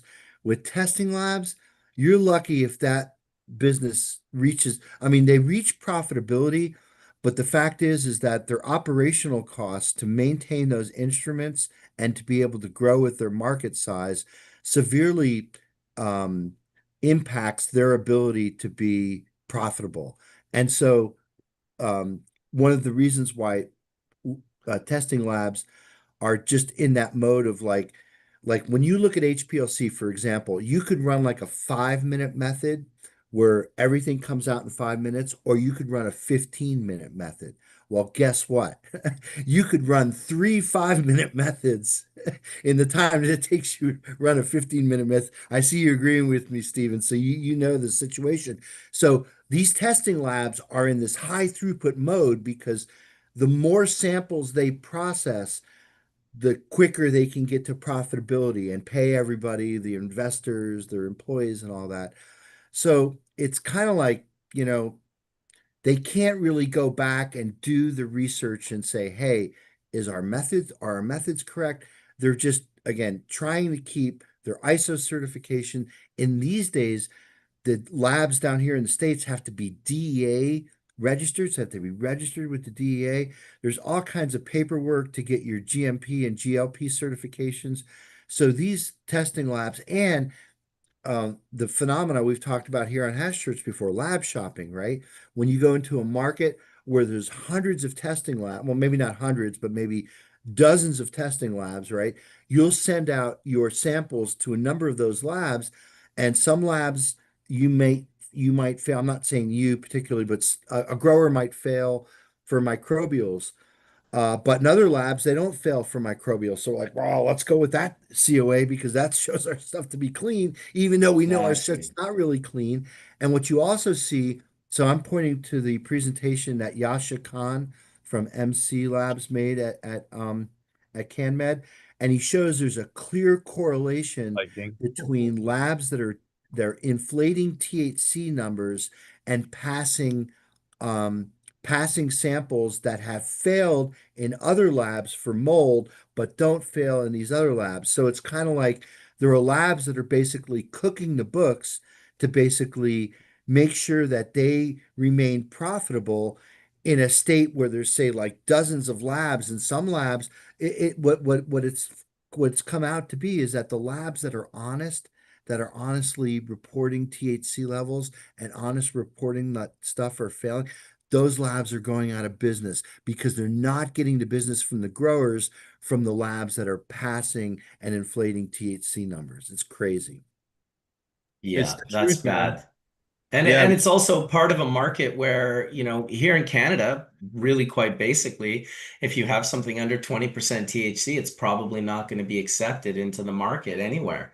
And so this yeah. is a this is part of why the numbers, at least here in Canada, are, somewhat corrupted. I can't say that they all are, and I don't want to call out any labs in particular, but it's nice to have an accurate tool where I can test and, THC wise, I'm like within if someone says this is 40%, I'll get like between 38.5 and 39.5 will come out on the machine. It's very accurate when I'm testing against cannabinoids.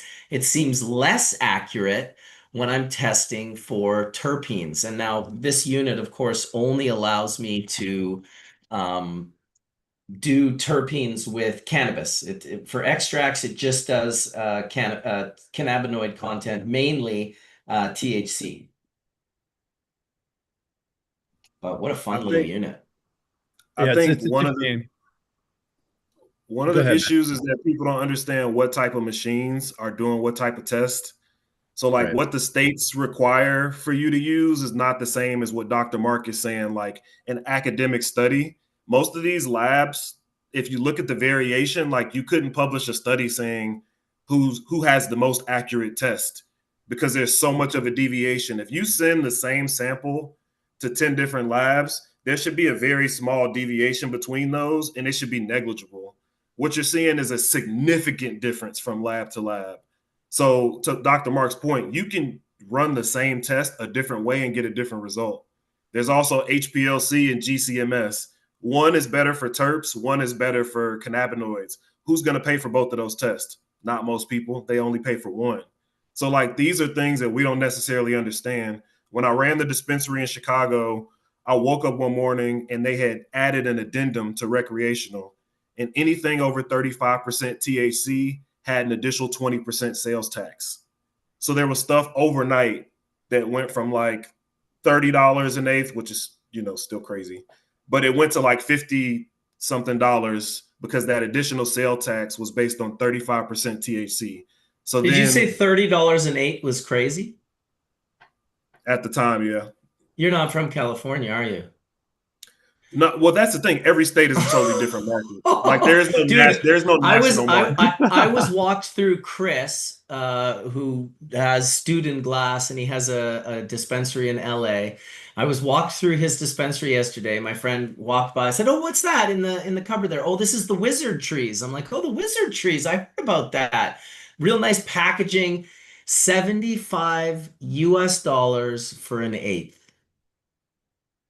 Yeah, and that's why the state of Illinois added a 20% sales tax and then started making the THC percentage the thing that people shop for.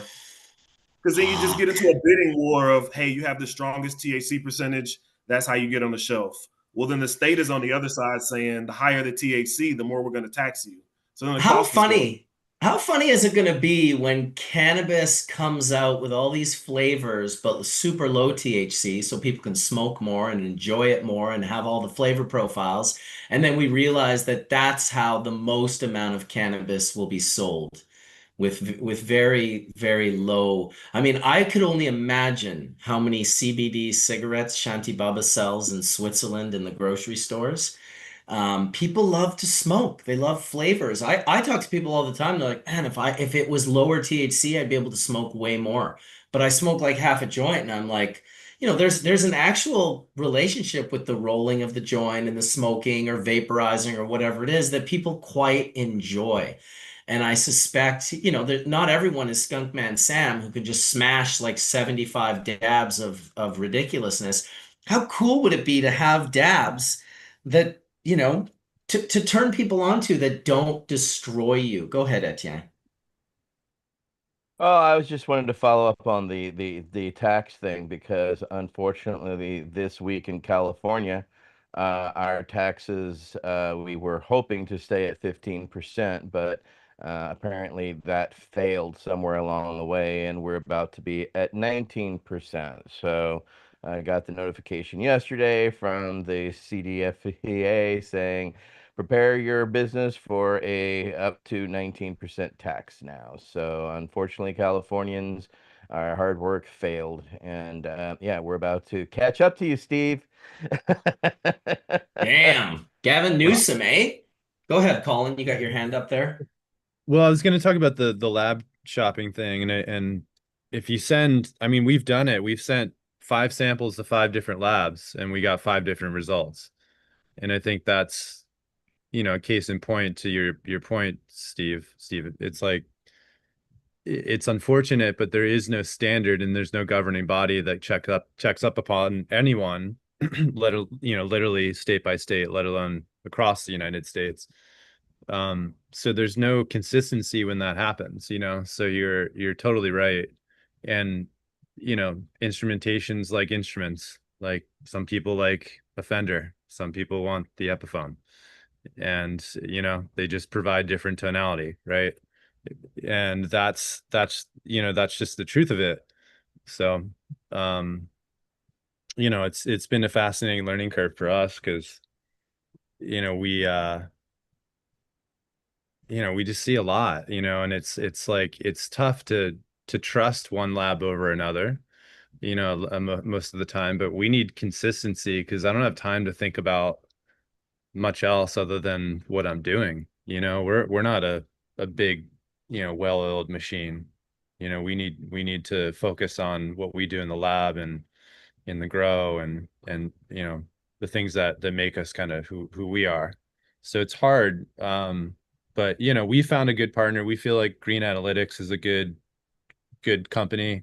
They have a bunch of states that they're in and really think that they've done well. So But yeah, I think you brought up a really awesome point, is like that instrumentation is like such a difference, it really. And then are they plating for aspergillus, right? Like that's one thing most labs don't even know how to do. So they're just failing you. They're just saying, oh, you failed. And you're like, well, did you plate it? Like, no, why would we need to do that? It's like, well, do you want to see if it actually like grows? Just for shits and giggles, Craig's got his hand up. I'd love to hear from him. Oh, you're muted. There we go. It takes me a minute with my phone. And I had a bee. I don't know if you guys saw me get super startled. I had a bee just chilling out on my toe, and I'm highly allergic. So it looked like I got shocked by electricity. I didn't get stung, but I was like freaked out for a minute. But Damn. I don't want to shift the conversation, but I also want to highlight Caleb for a minute. And I don't know if anyone has acknowledged this yet, but Caleb just graduated with what, your master's in something cannabis something maybe. Like, could you give us a little, like, we need more of you. Like, you were out there, you were doing it, you're tasting, you're experiencing cannabis with the palate you're developing and the education you have, and that's amazing. Thank you, Craig. Um, yeah, it was a master's in public sociology, and because there are some masters in cannabis out around the world, but unfortunately, even Humboldt doesn't have one yet. All they have is that bachelor's in cannabis studies. And so I was lucky enough in the 2 years I was there to get to work with some of those undergraduate students, like 17 and 18-year-olds that just come up to Humboldt from different parts of the state and even from out of the state, specifically because they wanted to learn more about cannabis culture. And obviously they were already cannabis culture initiates. And like, that's the part that I really like didn't anticipate when I went to school, like to work with Dominic, and like that's the part that's really been the most fulfilling, is seeing that there are still the younger generation that still cares about the culture versus the industry. And like some of those students were at your farm, right? And like that type of thing being able to happen is like the best part of it to me. Yeah, and one of the lecturers, Dan Marr, who's an amazing human, him and Jesse Dodd started like the regenerative certification, and they held down at the Emerald Cup the regenerative awards. And now Dan is, has a lecturer's position, and he's the one that initiated the tour here. And Dan even had a side hustle of helping us do this whole grant of getting all our buildings connected with rain catchment to our pond and all this other amazing, ecosystem build out for an infrastructure build out to be more regenerative. And then, yeah, like you're saying, like the demographic of kids to me, like my daughters, like their age, they were from all over, and some of them have never, like, again, it was, we're going to this farm to see cannabis, but then we snuck in our practices again, and it was really amazing. And we had one moment I'll share, like, where we always start our tours out here, and we're out by that picnic table, and we're just having a moment talking about like terroir and appellation and where our proximity is on the mountain, and an eagle just drifted by like at eye level, and everyone just went quiet, and I just said, and there's an eagle, and they were just all like, oh. So That's awesome. It's just this amazing experience. You can see how much I enjoy connecting with people and doing these tours. And we don't do formal tours. Like, I shouldn't say formal. We're not open for a weekly tour. It's like someone reaches out and they want to do some sort of private tour. We figure out just some sort of basic setup, and we make it happen, like a coffee and tea service with a cannabis tour. And it's fun, and good, amazing conversations come from it. Longtime friends down the road. There's something to be said for seeing an eagle at like eye level fly by. I live in the mountains. We see them all the time. Very rarely do I see one fly, like almost never. In fact, one time I had a penthouse apartment in downtown Vancouver on the 26th and 27th floor, and I was standing in front of the window with a buddy who had just come over to look out at the view of Stanley Park. and an eagle flew by the 26th floor of this apartment, and it was probably 5 or 6 feet outside of the glass. I could see the eye of the eagle. Like I had never experienced an eagle experience like that. And I'm a bit of a weirdo when it comes to birds. First time I went to Jamaica in the 90s, I just sat under a tree and looked at the parakeets for hours and hours and hours. I've always just been really excited about big birds, eagles, gold eagles, bald eagles, ospreys, like any type of immaculate, massive bird in the sky has always just got me giddy and excited. And it kind of reconnects to the fact that my buddy Martin again to kind of talk about when I became vegetarian. I'll never forget being super high on mushrooms with this guy back in the day, and we were talking about animals, and he's like, "Yeah, animals are amazing. I was in Costa Rica, and I was this, and that," and he's talking about all these experiences, and I talking about my experiences, and after about an hour, He's like, "You really love animals, don't you?" And I was like, "I really do, man." I was like just high on mushrooms, super vulnerable, super just open. And he goes, "Then why do you eat them?" And fuck, if that stuck with me, man, I could not escape it. I couldn't, it wasn't like some weird, like, "Oh, I'm a vegan and you should be a vegan." He just hit me with this psychology that I was just like, he's like, "Why would you support such a system? Like, I don't understand. Like, you love animals, but yet you support the torture and mass destruction of them." And I was just like, "Fuck, you're right, dude. I eat tons of fast food. I eat like low quality meats from fucking low quality stores. Like, I'm just a Winnipegger, Like, I didn't grow up with cash or like quality experiencing quality food like that." And that stuck with me so hard that that was really the inspiration for me to become a vegetarian, because I just felt like it was this weird.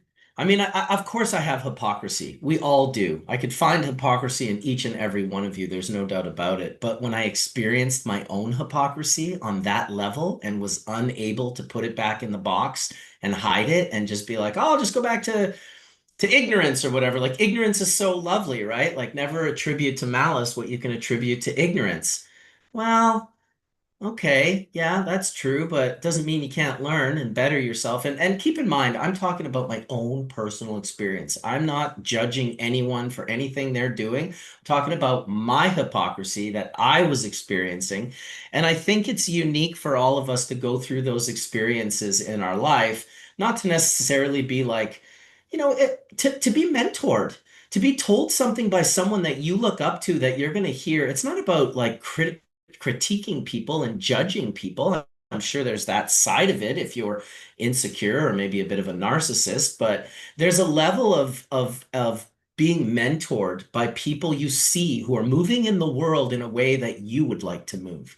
You see it and you think, "I want to move through the world. I want to be like that. That's inspirational. I want my kids to see me moving like that and doing like that." And so that's kind of that was why I became a vegetarian, being asked why I eat animals on a fucking like, by the way, me and Martin used to eat like 5 grams of dried mushrooms and sit in a dark room. We went to the school of Terence McKenna back in the day, which is let me tell you, that's an intense way to do psychedelics. It's quite the opposite of going to a string cheese incident concert and gobbling half a gram and smoking some hash with your buddies. Great experience, but that's not the experience I'm talking about. Go eat 5 grams of mushrooms and come face to face with your hypocrisy and see where it leads you. Anyway, Marcus, that's my rant. String Cheese is playing at Canny Fest. You got to come to Dude, Humboldt County. dude, I'm telling you, when is that? Is that in August or September? It's Labor Day weekend, so it's like first, second of September, or it's the last 2 days of August, something like that. Caleb Dude, might that's know the possible. exact That's dates. possible. I'm telling you, I could have my I have not Do hung out it. with this. I haven't hung out with the string cheese incident or all those people in so many years that that would be pretty fun. I ended up backstage at my first string cheese incident concert back, God, it must have been the 90s. They were obviously not a huge popular band by any means, but really nice guy. I think the guitarist, what's his last name? Like Hershey, Does that sound familiar? I think he was a big hash smoker. Nurshi. Uh, Nurshi. Nershi. Yeah, that guy. His wife hit me up and was like, "Hey, I heard you have hash. I heard you're like the hash man, and my husband loves hash. It's all he smokes." I'm like, he sounds like my people. Let's go meet. But a great experience, wonderful band, super fun group of individuals, the audience, the people I made, the friends that I made at those shows. I still talk to today. So really, really love those guys. I'll try my best to do that, Craig. That would be pretty awesome. Go down to the US and see the incidence of string and cheese. So I've Well, just been doing these cheese tests. is dairy derived, isn't it, Marcus? Cheese is dairy derived, yes, but I'm not a vegan, Dr. Mark. So But you Marcus, can be if you want. help us understand like when you're an omnivore, like, and you're super hungry, it seems like you kind of crave like animal derived protein. Like, I know just for myself, I mean, I'm a meat eater. I love like when I like maybe have fasted for, I don't know, most of the day, and then you sit down at dinner and there's a big pork chop there or a New York strip steak. It feels like you're satisfying your hunger. So as a vegetarian, like when you have that moment of hunger, like what is it for you in your diet that gives you that real, true, full feeling of, I'm satisfied? I know certain people for it's legumes, other people it's, they eat a lot of tofu and soy, but what is it for you? I mean, I'm a big fan of food. I'm lucky my wife makes delicious vegetarian and vegan food. So she does all these wonderful potato leek soups and, Mhm. broccoli leek. She does, shepherd's pie done vegetarian. We do all sorts of chilies. Obviously, I love Italian food, big fan of pasta, big fan of pizza and lasagna and all of those things done vegetarian. Love, ethnic cuisine. I mean, these people have been making vegetarian food since the beginning of time. So Indian food, Vietnamese food, Thai food, just so many I mean, I live in I live in, the Dragon's Tail. So we have an enormous amount of Asian people, every variety with all of their cuisines right here in Vancouver, and they are awesome, like really amazing ramen spots and just, so for me, I'm not a huge giant. I do eat some fish. So, You eat like fish, yeah. recently Seafood, so shellfish, not that all stuff. of it, not all of it. And it's not like I have any, particular, I don't do oysters and I don't really do like clams and stuff like that, but I'll do some fish, salmon and halibut, sable fish. We have a really beautiful restaurant close by called the Salmon House on the Hill that I brought my partners who were in from Colorado When you recently. And consume fish, which is animal protein, do you have a yeah. different feeling of being satisfied and full that if you No, no, just you have to keep in mind the animals got their protein from the stuff I'm eating. So they just are producing their protein from the same thing I'm eating. You can just get my son, who's a perfect person to ask this question to. He's 6'5" and 250 pounds, and he's a vegetarian. And so when he was like 160 pounds and had to gain 90 pounds, he did it all vegetarian. He eats an enormous like and he has an incredibly healthy diet, much healthier than even my diet. He weighs all his food, he understands his caloric intake to the drop. He knows how much energy he needs to exude if he's going to reduce weight and cut, or if he needs to pack that weight on. He needs to obviously consume more calories than and he's expanding an enormous amount of energy. We have a gym just across the street here, and the weights go up to about 375 pounds total. And the other, about 6 months ago, he was like, "Oh, I got to buy some more plates." And I was like, "Well, for what?" He's like, "Well, I've maxed out the weights." I'm like, "It's 375 pounds." He's like, "Yeah, I'm maxing it out." I was like, "Okay, that's psychotic. Like I'm lifting like 120 pounds." And my son's just, actively emasculating me. So no, I get the same kind of feeling when you sit down to eat the steak, and the same way I was, here's the thing. once I became conscious of like, oh, I don't want to support this system that slaughters animals and tortures them and whatnot, which isn't to say that there's free range and there's a whole system that you can support and still eat meat. So whenever I talk about the system that I don't want to support, it's like the lowest, worst caliber of system in the meat world, you know, the Purina dog chow and like the hot dog industry and like all of that stuff, right? Like everyone, even people that eat meat can all agree that that's bunk at the on the highest order.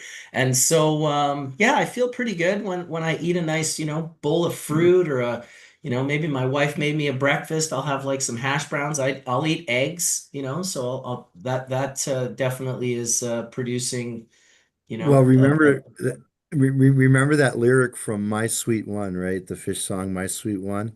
yeah. Herbivores ate more because their food did never run. Did never run. Yeah. The herbivores ate more because their food did never run. Exactly. But Marcus, and then, in oh, your go ahead. restaurant shout out, we got to shout out East is East. Didn't we all go there a few years back in Vancouver? That place was amazing. Or BC, yeah, Vancouver. We went. In Vancouver, which one was it? East was East? East is East or something like that, or East is West or West is East. I'm trying to remember what that is because there's one that I'm thinking you're thinking of, Yeah, but I can't remember the name of it, but it's close to that. It was like it was open till 4 a.m. They had all vegetarian, like the miso fries. Like, it why was can I amazing. not remember the name of it? Man, next time you come up to Vancouver, please. Oh yeah, Hit me I up. cannot wait. The other thing I was going to say is, you know, when I learned to not have, like, when I learned to be a little bit more conscious about meat, then I went down the super deep rabbit hole of trying to be more conscious with food. And that became even more difficult because if you're going to be like, oh, I don't want to eat meat because it's being tortured, well, then it's like, well, I don't want to eat like seed oils and all the different variations of corn extracts, and I don't want to, you know, consume all of these dyes. And it's yeah, it's a daily experience, your diet. You have to make these decisions every day. And luckily, cannabis, funny enough, keeps me away from the temptation of bad food, whereas most people will eat and then they just want to smash like terrible food. If I get high and you know, I start getting the munchies, I'll just go eat something like delicious, like half a watermelon or something that's just like where I feel good after and I feel good about myself. I'm not like, oh, I'm such a piece of shit. Like I just ate like a tub of Nutella with a spoon. Like, why did I do that? I don't do that. So then I don't feel like a piece of shit. I feel like a piece of shit about different things that I do, but I'm working on those things. So one at a time, one at a time. Anyway, good conversation, guys. Appreciate the food and the diet. We talk about cannabis so much in regards to cannabis as a medicine. But my goodness, if you're using cannabis as a medicine, but actively poisoning yourself with your diet, like if you're just like the easiest thing to do, in my opinion, to have a good diet is like stop drinking pop. Just don't like cold turkey, don't drink pop. That shit is so poison. Steven's had his hand up for a while, actually. Yeah, go ahead, Steven. No, please, like, you know, this is my jam. You know, before I got into the what we call now cannabis industry, I was a strength conditioning coach. So hearing you talk about your son counting his macros, what you originally said about your consumption of mushrooms and how it kind of had some effect on your perception, I very strongly believe that the consumption of mind altering substances, it makes you question your conscious consumption. It makes you think about everything you put in your body. It makes you think about how much you eat, how many times you eat. It makes you question where that came from. It didn't come from the grocery store. It came from somewhere before the grocery store. It makes you like trace this whole parallel from why are you putting this food inside of your body? To your point, actually, right after the first time I ever did LSD, I went vegan for a year. Can't tell you why, but my stomach had a different desire of what it wanted. I didn't want to eat the same stuff that I had been eating before, and that made me question that whole unconscious eating. Like I was a strength coach. I thought that you needed steak. I thought that you needed whey protein. You know, I thought that there was a difference in a lot of these things. And it was like, no, it's really your palate. It's what you're telling yourself. You know, there's a joke of this, you know, bodybuilder online. He says, man, you ain't eating for it to taste good. You're eating to stay alive. Stop eating for stuff to taste good. And to Marcus's point, if I ever find myself with the munchies, I make an orange juice, lemon, turmeric, black pepper shot so that whatever flavor or sugar or crap I was looking for, I just try to like brainwash myself out of it as a reaction. If I know I have the munchies and it's gonna send me down a bad path, that's your chance to grab the trail mix. That's your chance to Yeah. like consciously overthrow your own habitual just eating bad stuff. And I feel like only cannabis and shrooms really like give you that type of perspective. I would add to that that if you're kind of craving sugary foods, especially at night, there's a high likeliness that you have parasites because they wake up at night, they sleep in the day, and they love sugar. They absolutely love sugar. And most of us have parasites on some level or another. It's not a scary thing, but it's definitely like a good thing if you're looking into practicing wellness. Like, look into parasite cleanses, look into, and they're not easy to get rid of. There's a whole, there's a book by Hulda Clark. Many people call her a quack. But she has a book called Cure for All Diseases and Cure for All Cancers, and she gets really deep into the fluke worm and the cycle of parasites. And when you kill these worms, they kind of they hold on for a little bit, a little bit, a little bit, and then just at the end, they just disperse this like explosion of eggs and viruses and just shit to weaken and beat you down so that you can get sick, so that one of those eggs can form and grow into another worm. And in Hulda's book, she kind of connects and correlates that these fluke worms cannot live in your organs until they have a certain level of saturation of solvent. And then she gets into why there's solvents in all the shampoos and all the everything you touch has a bloody solvent in it. And what does isopropanol do when you drop it on your hand? Does it puddle and sit in your hand? No, it doesn't. It like absorbs right into your skin and goes into your bloodstream. So just an interesting something to look at if you want to go down that rabbit hole. But a parasite cleanse is a big one. And yeah, you want to starve them. You don't want to feed them. But to Marcus's exact point, you have more bacterial DNA than you have human DNA. You have to realize that. You're like, oh, I'm a human. Everything that's in your gut is actually having an effect on your behavior and your habits.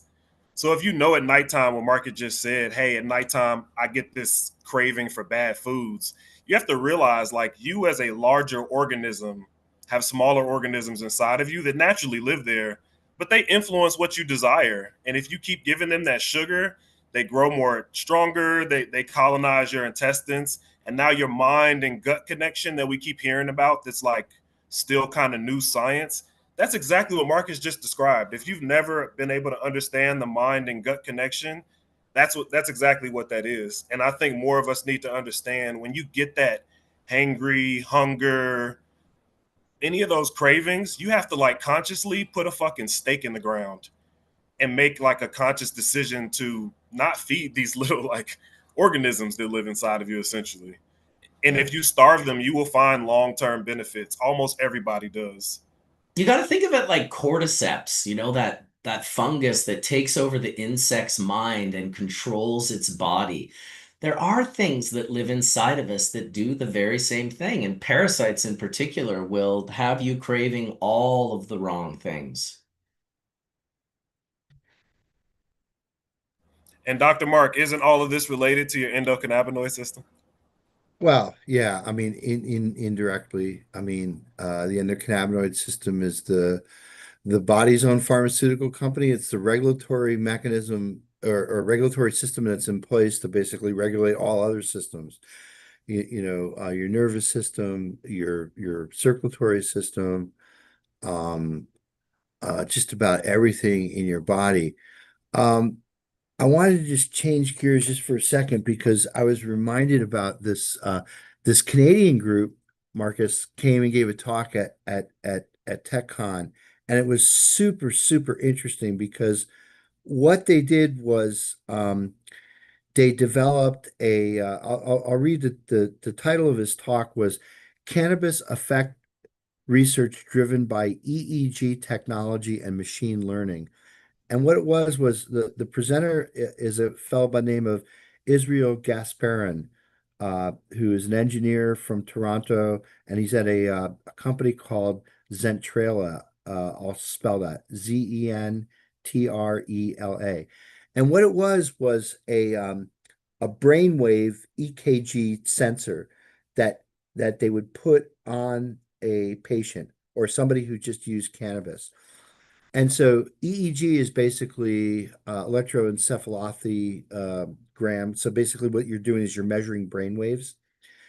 And he looked at a bunch of different brainwave patterns of people who just recently used cannabis. And it was really super, super interesting, right? Because you could certainly see this correlation between the onset of getting high, you know, he measured it, he used a term called PEL, which I think is just some type of measure of psychoactivity. And what you could see is that, yeah, this psychoactivity curve would go up moments after consumption. And so he looked at a variety of different patients. It was super cool. His presentation is just very inspiring on like comparing like cannabis that tested for 23% and cannabis that tested for like 15%. And what he found is that the cannabis that tested for 15%, guess what? They had a bigger PEL curve than the stuff that tested for 23%. So I think that's a very, profound scientific example of it's not all about THC content, right? But I think that the interesting aspect, psychological, well, maybe sociologically is I think is the right term, is that can you use this brainwave device to assess impairment, either behind the wheel of a car or in the workplace? Certainly, like if you're operating big machinery or if you're going into brain surgery, you shouldn't be high, right? You shouldn't be under the influence of cannabis. And certainly, like what we know is that there's the downfall of the fact that cannabinoids stay in our system while not being psychoactive. It's difficult to correlate blood level activity of cannabinoid metabolites to impairment. But what I saw very clearly here is that this machine, or I wouldn't say it's a machine, it's basically a cap that you wear. So it's just like a EEG kind of thing that captures your brainwave, coupled with AI and machine learning, because they could look at patterns in different patients and look at different, did the person consume a tincture, a gummy? Did they smoke? What's the effect of this psychoactivity that they're measuring in brainwaves? I think something like this could actually be used to look at driver impairment. Now, I know it's like a big controversial subject in our industry, like, oh yeah, if I smoke weed today, I'll still have metabolites in my body tomorrow. It won't impair my driving at all. But if someone were to, if I were to, in a court of law, to basically produce, blood test results, they'll say, oh, it's above some certain nanogram per liter level, which means that you, regardless of what you say, your body was intoxicated because you had a certain amount of THC. So we kind of know that that's bunk until they really do a statistically valid study to correlate blood THC metabolite content to driver impairment, which they haven't done. Until they do that, like the similar way they've done with alcohol, they can't really take just someone's blood and basically correlate impairment. But I believe that this kind of device could be used in the field, right? Because basically what they do is they're measuring your brain activity. And like it or not, I guess when you are stoned, you have delayed response time, which could affect how quick your feet press the brakes. If like kid with a bicycle comes out in front of your car, I mean, you're somewhat more distracted when you're high. Maybe you're listening to your music and you're not realizing everything else. But I'm like one of those people who I'm convinced, just because I've driven high so many times over my lifetime, that I'm actually a better driver when I'm stoned than when I'm straight, because maybe I don't know, focusing on the road a little bit more, or maybe having a little just more, okay, I'm high, I better, pay attention to the speedometer, know how fast I'm going, know about all the turns and everything like that. But I just found that was a super, super interesting use of AI in cannabis that could potentially, you know, solve this issue of is someone when they're behind the wheel or in a workplace operating dangerous equipment, under the influence. I would only add to that, and I've said this many times, is that one of the unique things about cannabis is when you get too stoned, you don't want to operate heavy machinery or drive a car. The opposite of alcohol, which you convince yourself that you're totally safe and then you go wipe out an entire family on the I-5. It's different than when you're too stoned. And I've told this story before of getting this girl super high at my house and she left and I left about an hour later and got in my car and I drove up to the stop sign at the end of my block and I'm behind a car and I'm honking and it's car's not moving. I get out and I go over to the car and I'm like, what the fuck is your, and I realize it's her. And she's sitting there and she's like, I'm too stoned to drive. And I said, oh, well, let's just park your car and you can come back in the house. We can hang out with the fish tank. And, and I was young when that happened, but I realized like, what drunk person would have done that? Like, there isn't a drunk person that exists on the planet that would do that. We've Right. got Stephen, Etienne, and Colin all with their hands up. We're going to do it in that order. Go ahead, Stephen. Yeah, Dr. Mark. So I actually love what you're saying. That's actually one of the things that I want to incorporate into my PhD. However, I also counter it with that brain activity in a specific region doesn't always one-to-one translate to what Right. somebody's actually doing. So while different phases of the hertz or the frequency of different brain waves Mhm. will show you kind of like, is this person more alert? Is this person more relaxed? That's really all you're getting. You're not really. So my counter to that is in my field, we have something called optimal levels of arousal. And every single person has a different level of arousal.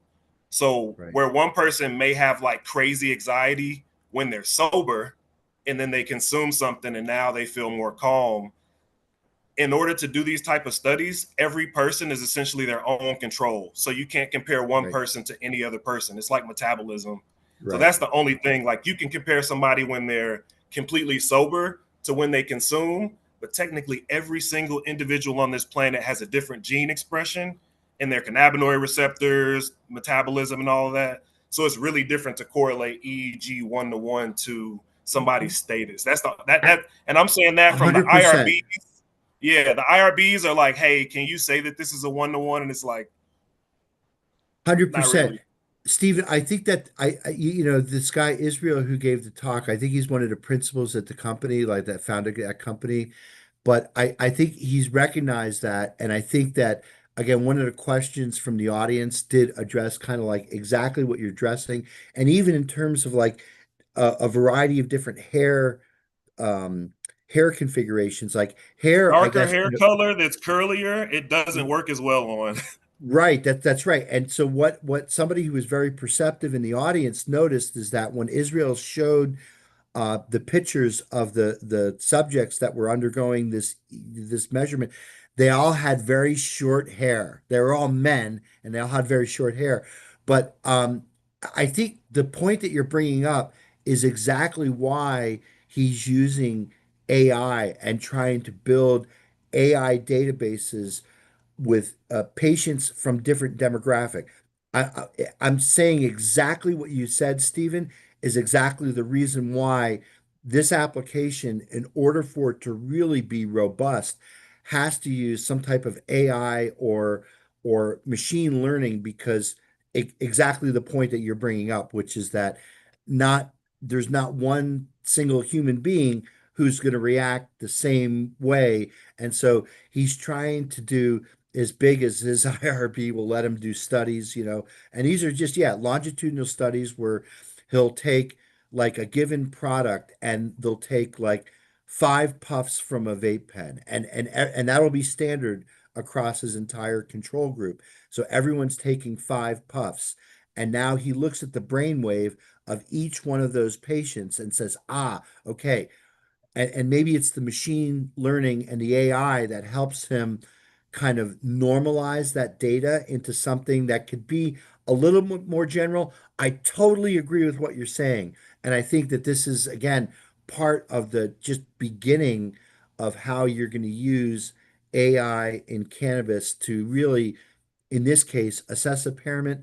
Again, I'm not thinking that it's as much of a problem with cannabis as it is with alcohol and other, prescriptions, like do they have this for OxyContin, right? When you bang a couple oxys and you're behind the wheel, I think I'd rather have my driver be a little stoned than somebody who's on opiates. But I totally agree with what you're saying, Stephen. And I think the powers to be, and Israel, I had a one-on-one conversation with him, really bright guy and very amenable. In fact, Mark, we could probably get him on Hashurch. I think he'd love to come on and talk about his technology and where it's going. I Absolutely. don't think it's I was all gonna ask negative. you. I was gonna Yeah. ask you to, that you probably met a ton of great people at the conference, and you already mentioned a few of them. If Caleb even put one of their emails into the chat.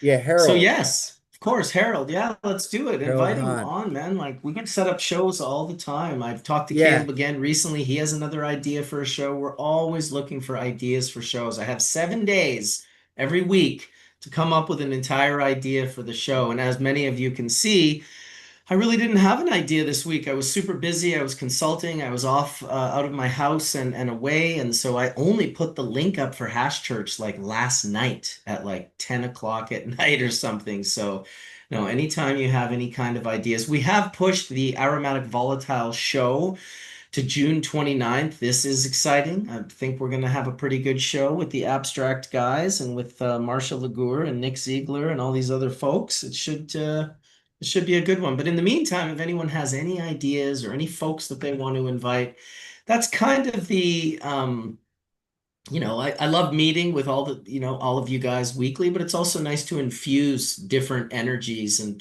that's why I love having Caleb and Stephen on the show. Just some new, different energies that are, kind of up and coming and just like nailing this new information. I love what Stephen's doing with the sports medicine and that whole concept of cannabis. And I love the work that Caleb's doing as well. So let's find as many folks as we can, whether they're 70-year-old people that have been rocking their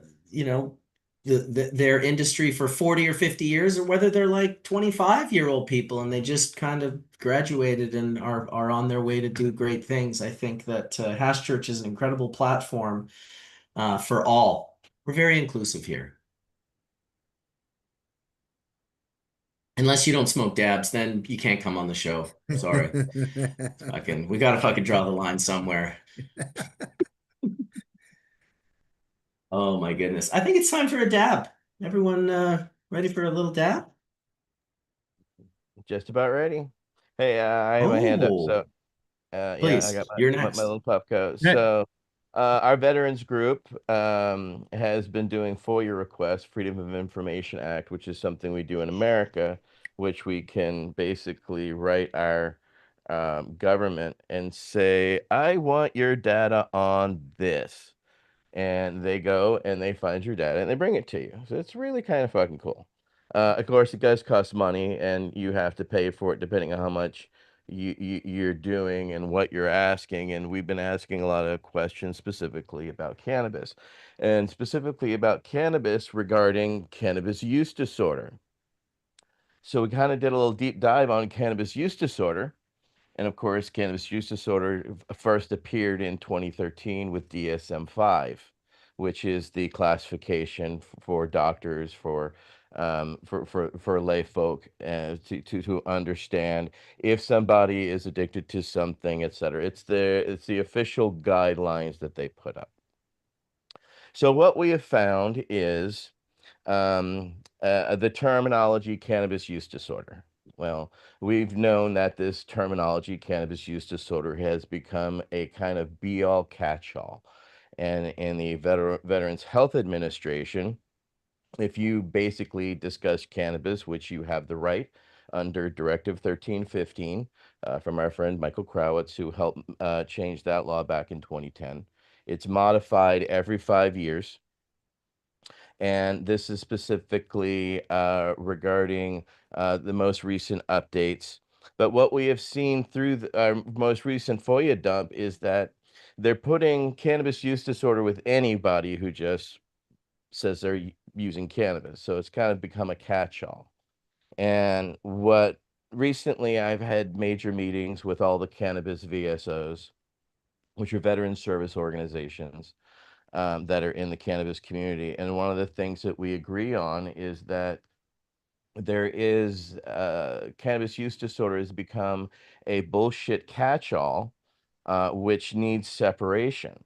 And separation has been done in the research. Nurse Nick Pichet has done research. She's trying to separate medical cannabis from cannabis use disorder, because there are people using medically cannabis, but there is no actual DSM or medical standard at this time. It all falls into, it was previously cannabis abuse and cannabis, I forget the other. There were two terminologies in DSM-4 they combined into the cannabis use disorder in 5. So, um, we need to get this separation specifically because we need science to help us, and we need researchers who are watching to do that research to help, because science is also, I mean, doctors or nurses get lazy, so they're going to fall on whatever terminology is in the book, right? Because that's what they go to. It's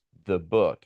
And there is no terminology for that. So, we're working on that, and I would love to talk to and bring Nurse Neek onto the show at some time when she's dealing with some health issues. But once she's ready to talk about that, because it's a very important issue that, veterans are a snapshot of the whole of reality and of the rest of the medical system here in America. So we're trying to have that positive influence so that you don't, when you go to your doctor, just get that cannabis use disorder just because you talk to your doctor and said you use cannabis, right? What does that do? Well, you can't lose your benefits. However, doctors can necessarily hold back your pain meds if you have a serious pain situation and you need that pain medication for that.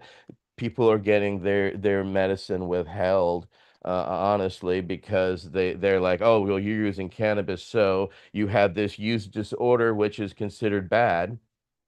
And honestly, one of the other things we found was hallucinogen use disorder is the new terminology that is being coined in the medical.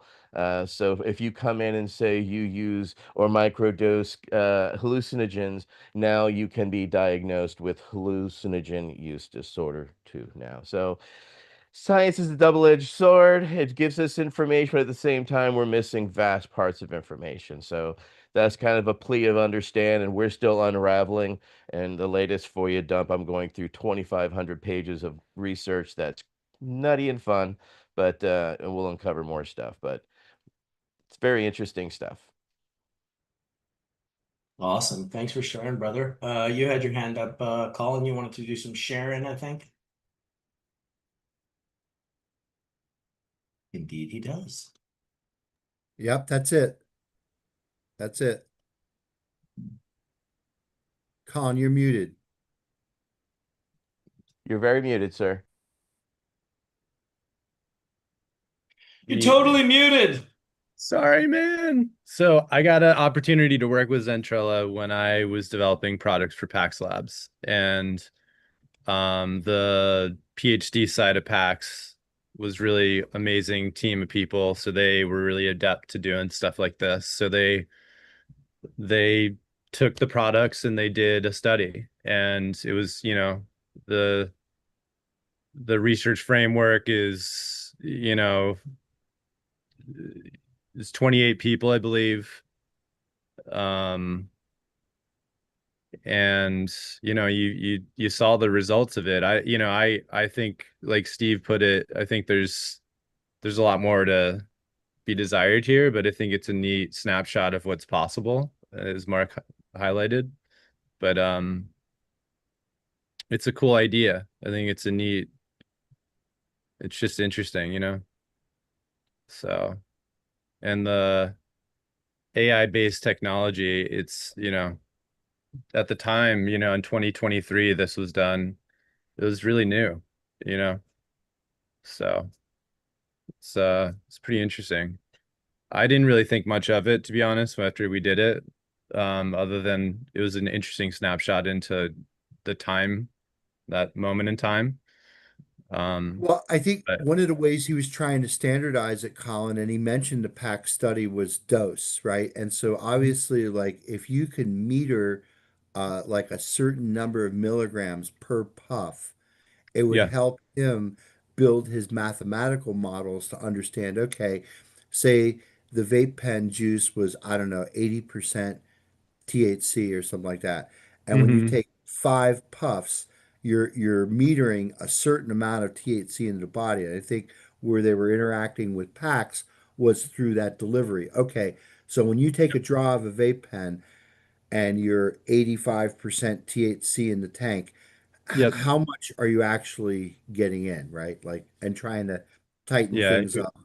Here, I found the, here, I'll share it one more time. So it was 28 studies or 28 subjects, 14 participants, inhaled 2 hits of 8 milligrams of vapor, um, average 85% potency to 90% total active cannabinoids, TAC. Exactly. And then 14 participants inhaled 2 hits, 8 milligrams of vapor from the berry gelato. And that was a So the interesting thing here is one line is cannabis diverse terpene, the other line is botanical terpenes, right? And that was the other thing I was trying to prove was behind the scenes. I was really pushing that, hey, CDTs are like actually way more important to us than botanicals will ever be. And I know this for a fact from my olfactory and my own personal experience. I just don't have the data for it. So this really highlights that, to be honest. If you look at the chart down here, um, it's it just the way that it interacts with your body is far more impactful. Um, so it was really, I don't know. This is you're looking at is botanical real cannabis versus, I mean, not real cannabis versus botanical terpenes, right? So, and you're really seeing that here through this data, which I thought was really compelling and really fascinating to me.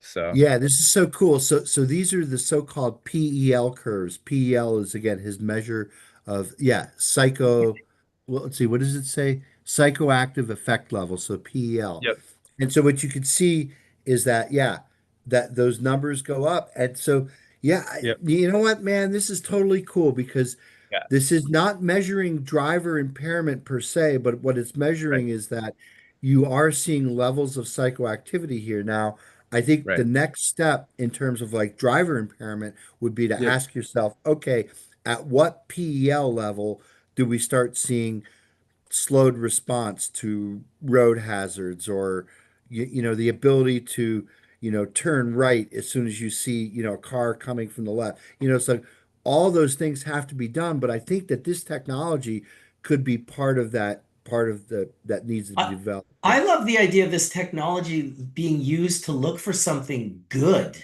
in being yeah, stoned instead of trying to find something that is going to cause people problems for being stoned. It seems like a cool Like when I see this graph right off the bat, I'm like, oh, look, a higher PEL for live rosin over high purity THC. It's just this elevated high. It's like that graph almost is like what it feels like to smoke rosin versus Yeah. diamonds. no, And it's Marcus, true. he So had another It's double. comparison where he looked it at. is. It's I not think Colin, you may have mentioned this, where he added botanical terpenes to just vanilla distillate that wasn't totally. very high grade, and you could So totally see that the rosin one took off and the distillate one barely got up off of baseline. totally. Yeah, So that's what I wanted to say to like everyone out there just watching it. It's like the high purity line is a Delta 9 distillate product with botanical diverged terpenes that are, bought from, insert here the name I won't say. And then the live rosin is just live rosin. So you're seeing the difference in the segments not only through what they are just as a product, but also just like how they interact with the body is far more impactful. And it's amazing. I mean, Steve has I his haven't hand up. I haven't looked at this graph in a long time. Go ahead. Oh, all I was going to say was it's actually interesting um, how cannabis is behind in a lot of things, and we believe it's novel because this is exactly what they do for LSD, for mescaline, for Right. psilocybin. They look at them via EEG in order to know how the substances are affecting your brain. It's how they found out that LSD kind of shuts down the default network where your brain Right. kind of functions in silos, and each part feels like it has a different piece. And when you're on LSD, those parts kind of synchronize together. They use this same technology for that. So every drug that we've kind of talked about, they've already used this technology for. So it makes sense that they would use it for something else to try to figure out how it's affecting our minds. You think Right. they would just sit in a room and get high? Like, what the Yep. hell? Yeah. Like, all these incredible machines and equipments and degrees. It's just like, we're going to start with a bioassay. That'll be our foundation. And then we'll sort of branch. That's why I have an appreciation for Dr. Mark, because he's a firm believer in the bioassay. Oh, absolutely. And if anything, so I think, Stephen, your comment is right on. I think this is, again, one of the reasons why they have to use machine learning and AI to put these models together. And you're absolutely right, Marcus. I love to get high. And what this data represents is the scientific data that says, okay, when Mark is high, what is his brain do? What's his brain doing? My PEL is over here. But the fact that, he had mentioned this rosin study versus distillate, I already knew what those curves were going to look like before he showed the slide. And then when he showed the slide, it's like, yeah, it's exactly what we would have predicted, which is that live quality rosin is going to win all the time. The wonderful thing was, I think, if I remember correctly, if I remember the study, the distillate pen had more THC in it, had more THC than the live rosin pen, but the live rosin pen showed the PEL go through the roof, and the distillate one never made it up off the baseline. That's great, right? It's like Yeah, it science was is cool. like, yeah, it's the Yeah. science that validates our own bioassay, which is, I could have looked at that data and said, yeah, live rosin is going to get me higher, even if it's a lower percentage of THC. But, yeah, how I can cool tell is it? you, Dr. Mark, there was a lot of debate behind the scenes about what the results were going to be before those results came out, and it was overwhelmingly the opposite way. Yeah, I'll bet. So I I was very pleased to have a little smile on my face when I saw those results. It just shows like the plant can do so much on its own. You know, we can design a lot of things and create, a lot of great things in the lab, but nature's chemist is Well, it kind of match. validates the whole entourage effect. Like we Yeah. know, I mean, those of us who consume high quality artisan products know it's not just about the THCA or THC concentration. It has to do with the terpenes and everything else that's in there. Yeah. This is scientific data in a laboratory setting that Yeah. actually validates that thinking, and it validates like what Marcus was saying about our bioassay. Yeah, we know when we feel high. Well, here's scientific data that says that this group was more higher than this group. Yeah. It's cool.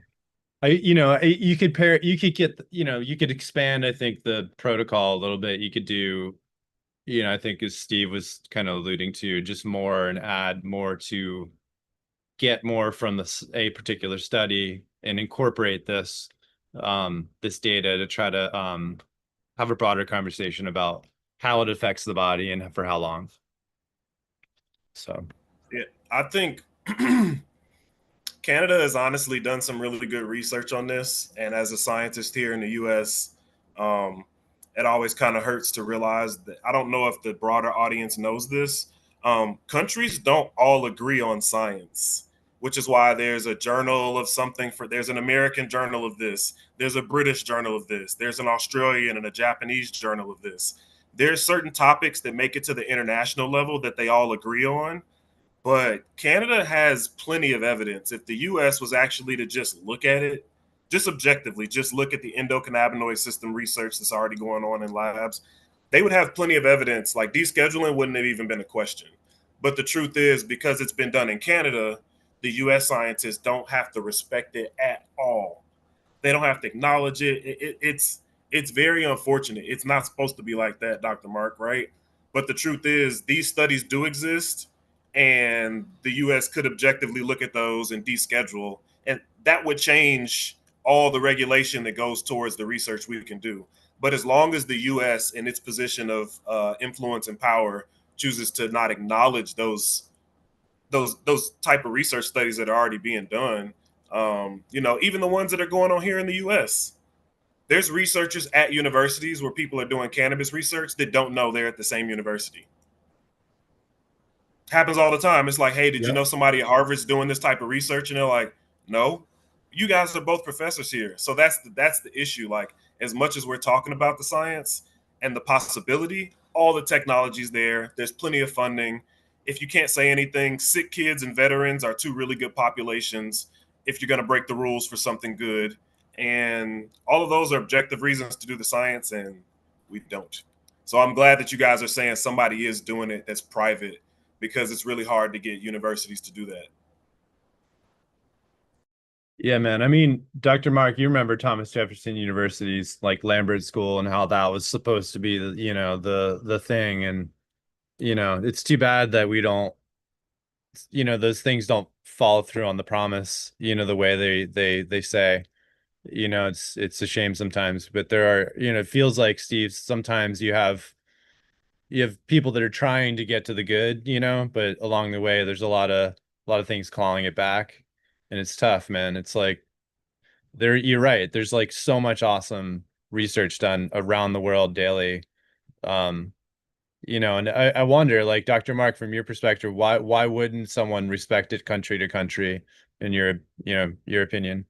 Yeah, well, part of it is the whole, lockup that NIDA's got. And, right now our National Institute of Health has been shut down, so they're not issuing any more research dollars, which is really our tax dollars, to go to researchers like myself and other people who want to do cannabis-related research.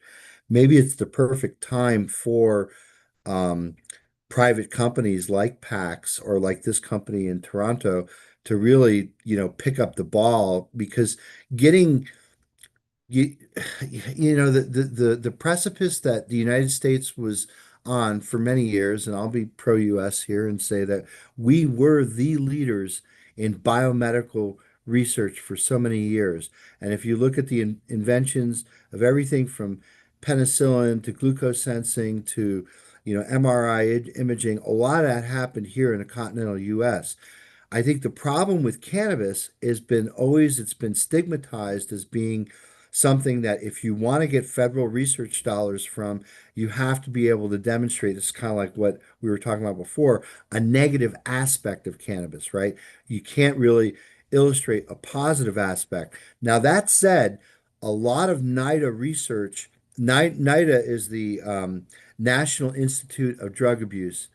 And in general, for the most part, they are anti-cannabis from the point of view that they're interested in how cannabis can be used as a replacement therapy for other more addictive things like opiates, right? So there is NIDA-funded research saying, can we use cannabis to replace opiates or other things that are more addictive, right? Because again, that's what the National Institute of Drug Abuse is looking at.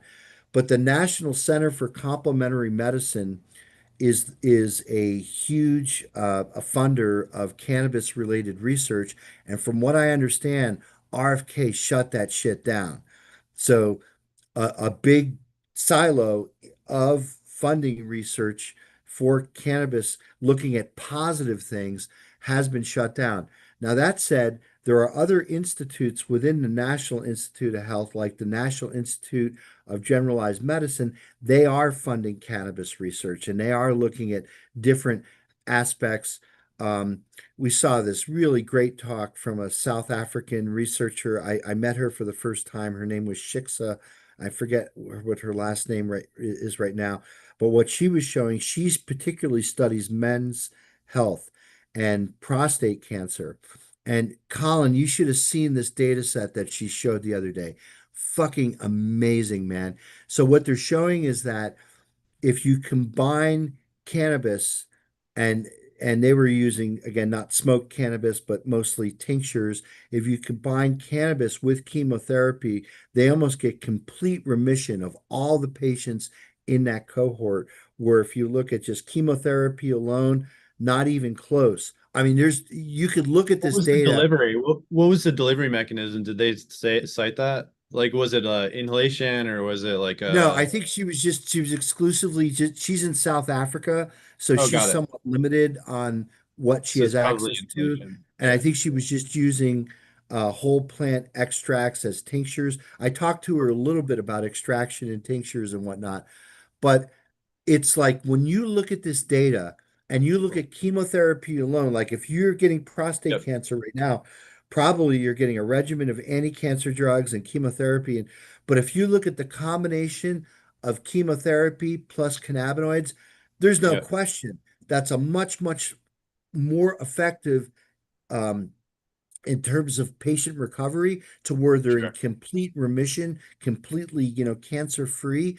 And what they found, which, I think we're seeing more and more of this, is that the can cannabinoids somehow are synergizing with the chemotherapy and anti-cancer drugs that they commonly prescribe, so they can prescribe these things at much lower doses. And if you know anybody who's been through chemotherapy, it is fucking just terrible. It's the Yep. most god-awful thing to ever have to go through. You lose your hair, you lose your appetite, you just feel like shit. You don't even feel like it just cannabis helps counter all of those negative effects of chemotherapy. It should almost be used, like they should almost make a law or a rule where if you're going to give chemotherapy to a cancer patient, you should also put them on cannabis. The data is just completely overwhelming that the cohort of her patients, which had cannabis plus chemotherapy, were so much better than the cohort that just had chemotherapy alone. And she did look at a cohort that had just cannabis alone. And Yeah. while that was a lot better than the chemotherapy cohort, it still wasn't as good as chemotherapy plus cannabis. No Right. question about it. I mean, I think of David, in this moment, how he chased the idea of replacing Marinol and he went to Amsterdam to do it, right? Like that was his whole dream. At least that's my understanding of it. Maybe correct me if I'm wrong, Marcus, anyone. But it's it's fascinating to me all these years later, we're still chasing the same thing. It's amazing. But it's, what a cool data set, that's truth right there, as you're getting to. It's Yeah, what we need more of, her name is Shiksa Gallo, and she's a cannabis clinician at the Holistic Integrative Healing Institute, which is down in South Africa, where she is. Absolutely very dynamic speaker. She just gave a very, very over the top presentation showing medical efficacy of cannabis and prostate cancer. I mean, Cool. I was sitting in the audience just completely blown away by her data. Wow, that's cool. That's awesome. What Really what's the cool come of stuff. that? Like, is there more, is she doing more, is she releasing a white paper around it? Like, do you know what? Well, I think she's got a couple pharmaceutical companies who are very interested because she's looking specifically at prostate cancer. I asked her about some of the analogs that we've made. I mean, we're showing activity against what are called Jurkat cells, which are leukemic cancer cells. So what we hope, or I'm sorry, leukemic T cells. So T cells that have been infected with leukemia and are now cancerous. We're showing that our HHCA which is hydrogenated THCA, and we've now done the separation of the 9R isomer from the 9S isomer. And it's really fascinating, Colin. What we're seeing is that the 9S isomer is more active than the 9R isomer, which is completely the opposite of how these things work on the CB1 receptor. So again, it points to the fact that we're probably hitting a different receptor other than CB1. We don't know what that receptor is, but that just says that around every new data, there's 10 different new experiments to run to try to figure out how these things are working and see if we can get them to work better. But yeah, really cool stuff. I wanted to point out one other researcher who I was unaware of. His name was Mandeep. Um, Hold on, I just pulled up his webpage. Mandeep Sachdeva, and he is the title of his talk was Synergistic Anti-Cancer Activity of Cannabinoids and Terpenes Overcoming Resistance in Triple Negative Breast Cancer. Oh my God, was his data so compelling? I mean, you look at this data, and again, even if you don't know medical science, and even if you don't know chemistry or cannabinoid science, you would look at his data and say, why aren't we doing this? Why aren't we prescribing cannabis? And he was looking at some of the more prevalent terpenes, Colin. So he looked at beta caryophyllene, and he was looking at um, some of the minor cannabinoids. So this was the guy that looked at CBC, but he was also looking at CBDV, CBN, CBG, and a variety of the different terpenes, including bisalabal, myrcene, linalool, limonene, Visible. geraniol, nerolidal, alpha pinene. So he understands again that, yeah, there is this real entourage effect in whole plant medicine that we don't see with single active ingredients. And Yep. it's so against the medical establishment to look at this polypharmacy type of medication, right? We can only handle one active ingredient at a time. But I think Mandeep's lecture, again, just like Shikska's lecture, was very, very eye-opening to me. And I'm going to be reaching out to him tomorrow, and we're going to get on a phone call because we think there's all kinds of collaborative work we could do. So for me and Harold, so Harold was the emulsion chemist, I was the active ingredient chemist. We're like literally kids in a candy store because now we have access to all these doctors who want to see new medicines. And yeah, so Harold was highly sought after at the conference, as was I. So it's just a great place to be when you're a chemist. Did you get pulled over by anyone and say, "Hey, are you that guy from Hashurch?" I'm just No, well, Marcus, so they did with all of the participants, they did kind of like a 2 minute little video thing. I forget who the woman was that was doing that, but they're going to post all that. And they said, nice. how can we find you, Dr. Mark? Like where? And I was like, whoa, I'm on every Sunday. I mentioned Hash Church, mentioned you, Bubble Man. And yeah, so I think there's going to be Nice. some social media pushes that, the McKernans use the year in between the CanMeds to really talk about the presentations that were made at CanMed and really try to market next year's, conference. This is not a cheap a conference to go to. I think for an outsider, I think if you're not like a speaker or if you're not on their panel, I think it's somewhere around 25 to $2,800 for like a 3 day conference. It's like $1,000 a day, man. That's a lot of money. And certainly to be in a tropical location like Puerto Rico is absolutely beautiful. But what they're telling us is next year is going to be the 10th year, and they want to bring it back here to New England. So I was pushing for Vermont. The ski towns up here can Yeah. certainly accommodate those kinds of conferences. But Dustin, who's up in Maine, he was pulling for Maine. But it's going to be up here in New England, so hopefully that'll increase accessibility.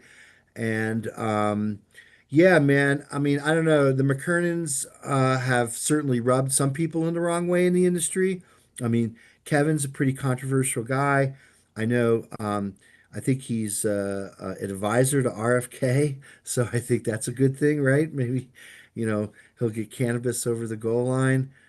We've had Kevin on before, right, Marcus? Kevin's been on a Oh, couple oh times, yeah, right? yeah. He's been on a few Yeah. times for Kevin's sure. a, The last one we did was on aspergillus, the Yeah. testing, the lab testing. yeah, Kevin's I like Kevin.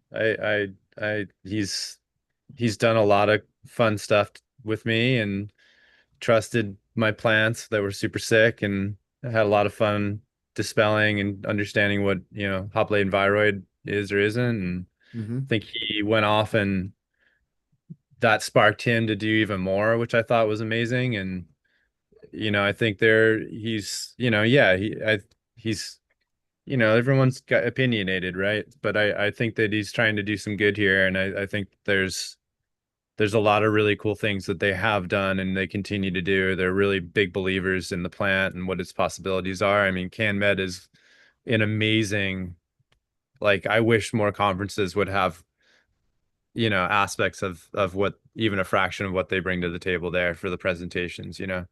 So, but Canopy has been really amazing for me.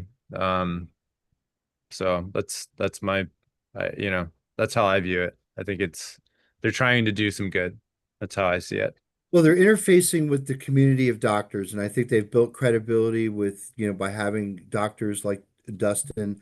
For those of you who don't know Dustin Sulak, go look up thehealer.com and you could hear all about what Dustin's been doing. He's been doing medical cannabis for, I think about, a couple decades now. They often have, Bonnie couldn't attend because she had I think a family emergency, or maybe one of her patients was slipping away and she couldn't make it, but she had some of her data presented there. Deb Kimless, who's also a widely known um, medical doctor.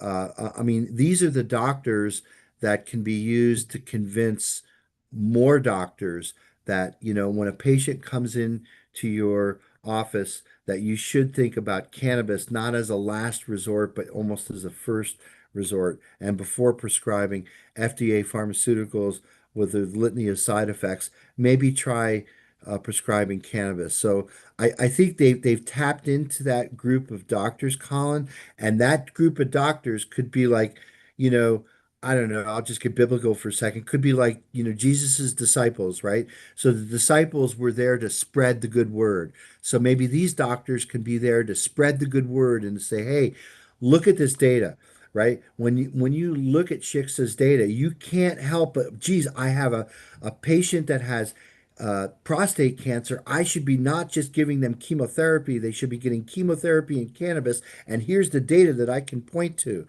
Does the FDA approve of that? Well, fuck the FDA. They're behind the eight ball on this.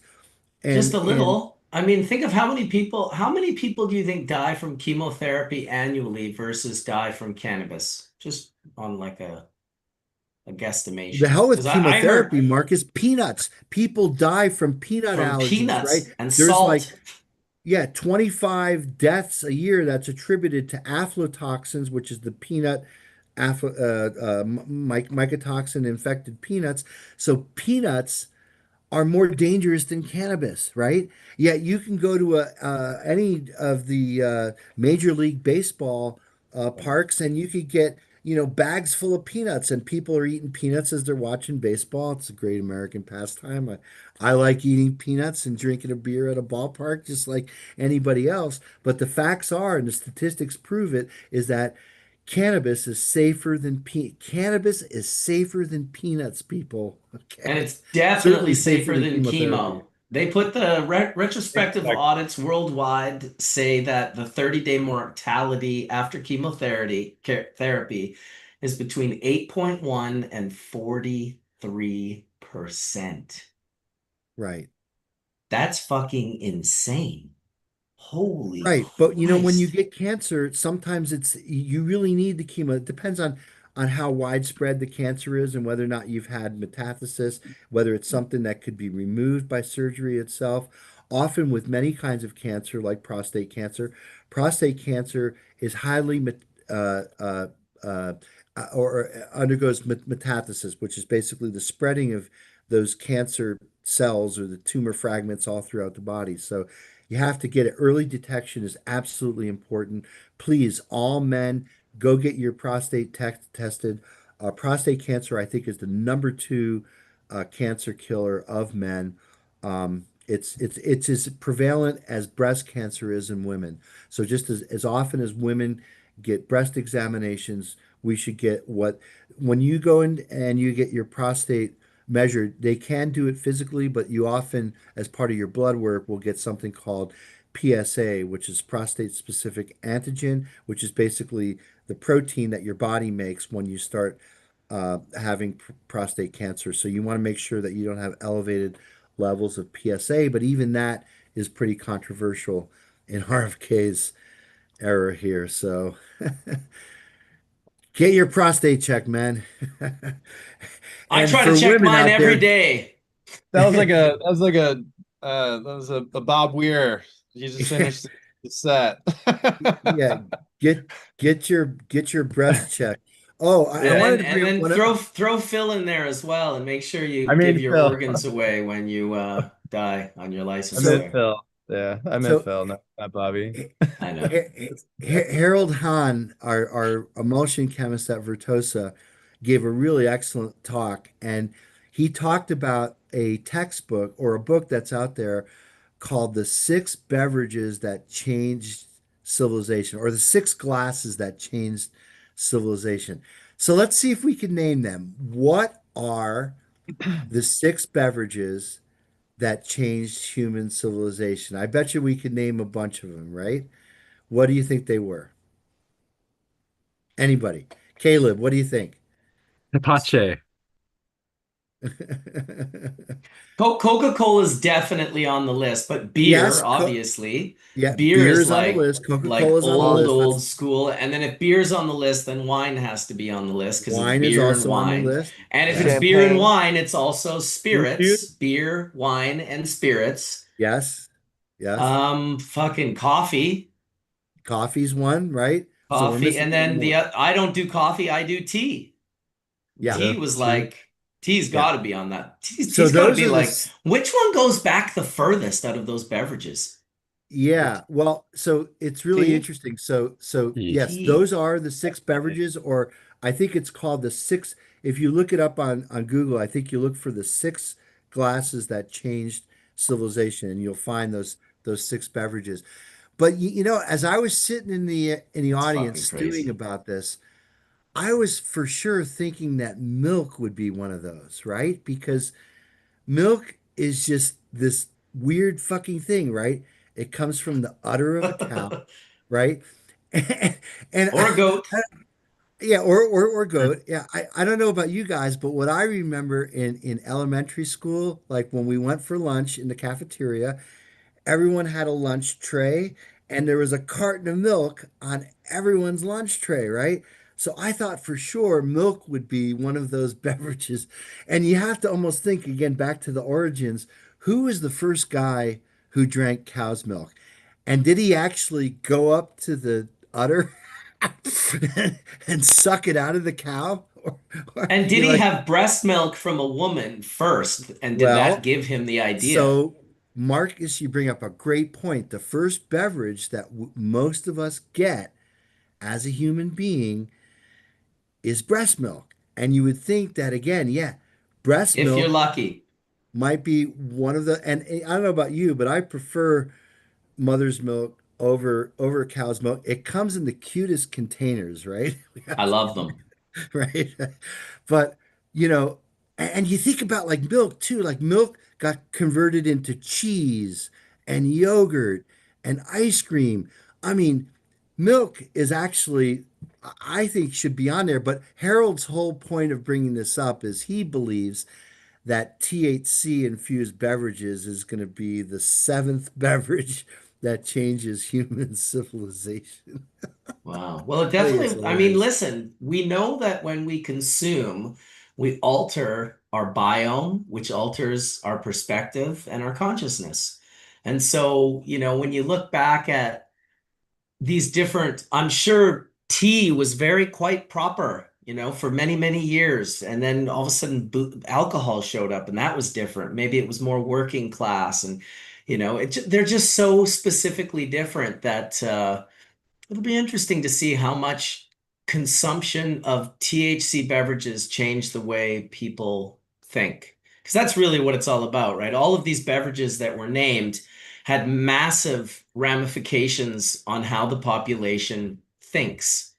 And I'm quite certain it's one of the reasons why they would want people to be afraid of cannabis and make it illegal and have all this propaganda out there, because it definitely changes the way you think.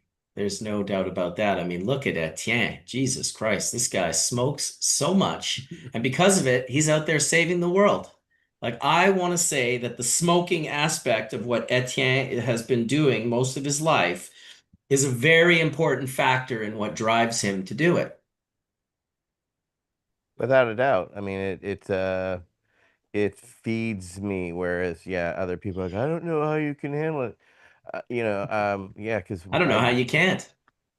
exactly. When I go into crisis control, and I've had to deal with various crises over almost 26 years of doing, dispensing, and yeah, I would get busted smoking a joint, thinking about what I need to do next. It grounds me, keeps me, puts me where I need to be, whereas other people, it doesn't work for them. But yeah, the term high functioning stoner, yeah, definitely is in my vocabulary, and I'm surprised at how many people are not.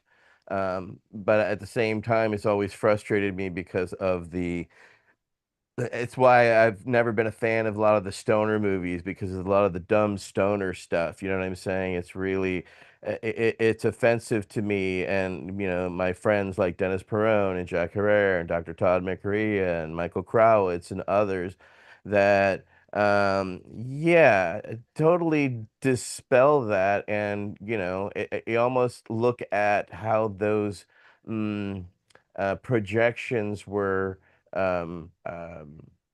projected on us specifically to keep us down, in the sense of oh, you can't have intelligent stoners. They're all dumb and stupid. Or, reefer madness, right? That, oh, we're gonna go crazy and kill people, right? You know what I'm saying? So, we got caught in that crossfire, and I've not found a demographic that for me, except people like all of you on Hashurch. You know what I'm saying? And others that I've met out and about from, that are on Hashurch, that are people who do get it, that can function. And on top of that, they didn't forget their keys or what they're talking about, or to do their research, or to vote, or do these things which we've been mocked in the media, time and time again, for because that's the only pot shot they can take, because the last thing they want to know is that Carl Sagan, one of their most respected scientists, was a huge proponent and user of cannabis, and he had to hide it and hide behind it because of the stigma and the misinformation and myth information as well. That is a stigma that affected one of the most intelligent men to ever walk this planet. Yeah. So, For those of you that haven't read his book, check out The Pale Blue Dot. yeah, you want to feel humble real quick. That man's yeah, and his wife Andrea, just amazing. You know what I'm saying? She wrote a lot of that, and yeah, it's just amazing how That's us. yeah, that's us, that little blue dot. That's everything. Everything you know, everything you believe, every religion. Yeah. I could hear his voice, you know what I'm saying? He was just so prolific to my and our generation, you know what I'm saying? It's we look back with it Billions and fondly, and billions and unfortunately, billions and billions, right? in billions and billions. Yeah. It's yeah, and then of course our friend, of the show, Lester Grinspoon, was his best man. You know what I'm saying? I mean, that's how literally tight, it is at the cannabis community. He helped save his son, you know what I'm saying? So, you know, it's just, yeah, it's frustrating to be lumped into stupid and always be made to feel that way because of your choice of medicine. And it's unfair, it's unjust, and it's just one of those lumps you have to take. You know what I'm saying in life? Look at that. Look at that. Look at those suits, ladies and gentlemen. Look at that hair. Dude, Lester's a pimp. Right? Yeah. I So am very glad that Todd brought him on to Hashurch back in the day. I remember the first time he came on Hashurch, it was one of those rare days where I kind of couldn't be here and I kind of had to like be away. And it was this sort of like, damn, like I want to hang out with Dr. Lester Grinspoon on Hashurch. But yeah, hearing him tell the story of Danny and smoking his first joint, and which is of course the whole reason Marijuana Reconsidered was written. Very powerful stuff. Two incredible men. If you're young and you're hearing these names for the first time, get Marijuana Reconsidered. Check out the Pale Blue Dot. Google Carl Sagan. Google Dr. Lester Grinspoon. These are pretty incredible men. They had pretty vast lives, and they made a dent in our perspective and our consciousness, and they shall not be forgotten. and Lester is not just a strain, pardon me, a genetic. Yeah, Shout exactly. out to Although it Ryan is a there. really good one. It is, yeah. It's just that it takes some time. Absolutely. I'm surprised Absolutely. Well, no one's named a Sagan. You know what I'm saying? We've got Lester, we've got Jack. Somebody needs to create a Carl Sagan. You know what I'm saying? And what would that terpene profile be, Dr. Mark? What would be as unique and as, It would be see, out he of was this one of world. the most intelligent, yeah, not the, right? out of this He was one world. of the most. What would encompass that breadth? Yeah, it would be something out of this world, right? It'd probably have some, yeah, some relevant to space or something like Carl Sagan Kush or something like that. I'm thinking like a bluish anthocyanin Yeah. producing cultivar that can produce blue rosin that can be made into dots, and we can sell it as the pale blue dots. Is that Yeah, I appropriate? don't know. Everyone always asks me, all the Breaking Bad fans out there is like, "Hey, Dr. Mark, can you really make blue meth, right? Is there such a thing as blue methamphetamine?" I think it makes entertaining television, but and remember for a while, I don't know if you remember this, Marcus. I think we talked about this on Hash Church, right?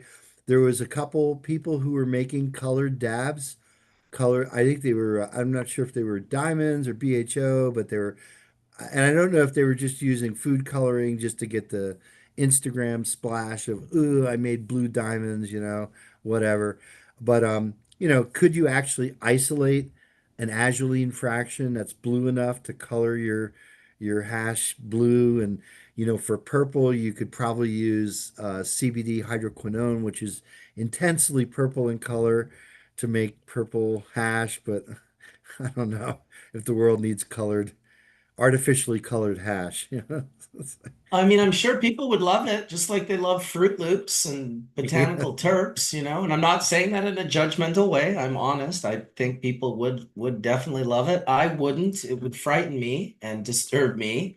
I definitely like the idea of the points, those little points that Bobby La Calada was doing in Barcelona. I don't know if he started it a year ago or if it was just this year, but like super cool and impressive and unique and different and novel. I suspect he's liquefying the rosin and Mhm. then creating like a pipette where he just pushes it out onto silicone onto these tiny little drops. They're hilarious in the sense that they named they call them points, which I was just like, oh my God, dude, that is hilarious. We saw them for the first time when I did Jar Check with Jolly Roger at the Ego Clash in Barcelona this last March. And they're just like, I was trying to find the picture, but sometimes the internet lets me down and I have too many hard drives. But I'll try to find it one more time. They're just these perfect little points. They're like actually pretty cool looking. They call them points because it's 1/10 of a gram each. I was like, I live in a city where hard drugs are a major problem, and I don't think points is going to go over well in my city or Etienne City for that matter. Um, but it was a very cool concept. And when I saw it, I was like, dude, this is actually like super cool. These perfect little rosin balls, basically, like flat little discs that you could just pick out of the jar with your fingers. They weren't sticky. It was more of a sort of sugared out kind of product, but very cool. I like novelty. I like different things. Not so much like artificial colors. That being said, I definitely thought what Oli was doing, we had him on here, the guy that was doing all the holography. He sent me one recently, and I can show you this. This is THCA that he stamped, diffracted, whatever you call it. It's just THCA, but he put this. He's talking about a cold chain custody supply chain because if you understand holographs, so yeah, there you can see the holograph appearing. There's no inks. There's no like. There's nothing there. That's just THCA. But he's like microscopically stamped in a diffraction so you can see the colors and the pot leaf that are coming off of it when the light shines on it. He was talking about earlier creating one that's a super thin disc. And why that is if it reaches a certain temperature, he can create holograms. And this is why they don't work on chocolate, because they haven't figured out a way to stabilize it. The chocolate shifts ever so slightly in its texture, whether it liquefies ever so microscopically and lightly, the hologram disappears because it's not anything added. It's just like a microscopic stamp that diffracts it in a way that it picks up and catches and shows these beautiful lights and so, these colors. And so I love the idea down in the future when we have a cold supply chain, oh my God, when we have a cold supply chain and you can use these little discs as kind of, how you go about showing that, yes, the cold supply chain was kept because when you open that jar, and it would maybe have to be a baller jar, but a super thin disc of THCA just sitting right on top that has a little, maybe it has cold supply chain and a pattern or a logo in the middle. And that just disappears when the cold supply chain is broken and the resin gets too warm. You get your jar, you open it, you have a disc of THCA on top, but there's no hologram on it. That tells you that the cold chain has been broken. Kind of cool for the future. I mean, right now we don't even have Really a cool. cold supply chain, but it is cool, right? Really, really cool. I mean, that diffraction, every time you look at a rainbow, right? That's basically what you're seeing, right? Is that the sunlight is sort of being split, which is white light, into the individual, spectrum of light, which is what you see when you see a rainbow, right? I mean, Mhm. yeah, absolutely fantastic. Beautiful little physics lesson there on light diffraction. But yeah, really, that's such a cool idea, Marcus. I love that. Yeah, he's definitely doing cool things. There's no doubt about that. It's a lot of the stuff he's shown me I have never really seen before or even considered. I never Right. considered it. I just was like, I never even thought of that. And that also excites me a great deal. When you've spent as much time, I think it's what drove Skunkman Sam, to be honest. I really do. His interest in finding the new and keeping his finger on the pulse was one of the things I admired about him in the industry and how willing he was. He knew everyone. Anyone that was doing anything of any substance, he would know you. He would just reach out to you, be like, "Hey, I'm Dave Watson. Like, we need to communicate because I like what you're doing." And yeah, that's what it's all about, man. Innovation. It's Well, pretty it's thinking cool. outside the box, right? And then applying it, right? It's that ideation we're talking about, right? You have to think about it, but to be there to think about it, you have to be in that right space. And yeah, for many conceptualists like that, cannabis helps them get there. So, it doesn't surprise me that, they're some of the most creative people as well, and those that are also able to solve real world problems because we time and time again, we stoners have over and over again overcome obstacles. And Yeah, the easiest thing is to put stoners in a room with cannabis and no way to smoke it, and they will come up with something. They will find something. totally. Well, look at this guy. Have you ever considered this? This is how fucking deep this guy thinks. What if we made a THCA lens and we used it to do solar bowls. What if we use THCA and the sun to light our bowls and take a rip with? Just one more thing I've absolutely never considered or thought of. It's nice to think outside the box. Unless the box has like a lot of really good flavorful dabs inside, then it's like it's good to spend some time in that box. Like that's a good box. I also like bento boxes. Those are good boxes. Bento boxes for the win. Hello. Teriyaki salmon.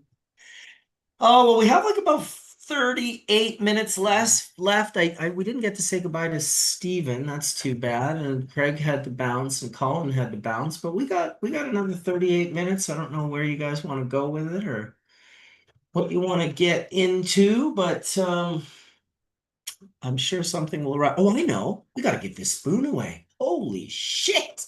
I forgot this a long time ago. 66 entries only right now. I'll go on to the giveaway so that people can see the transparency.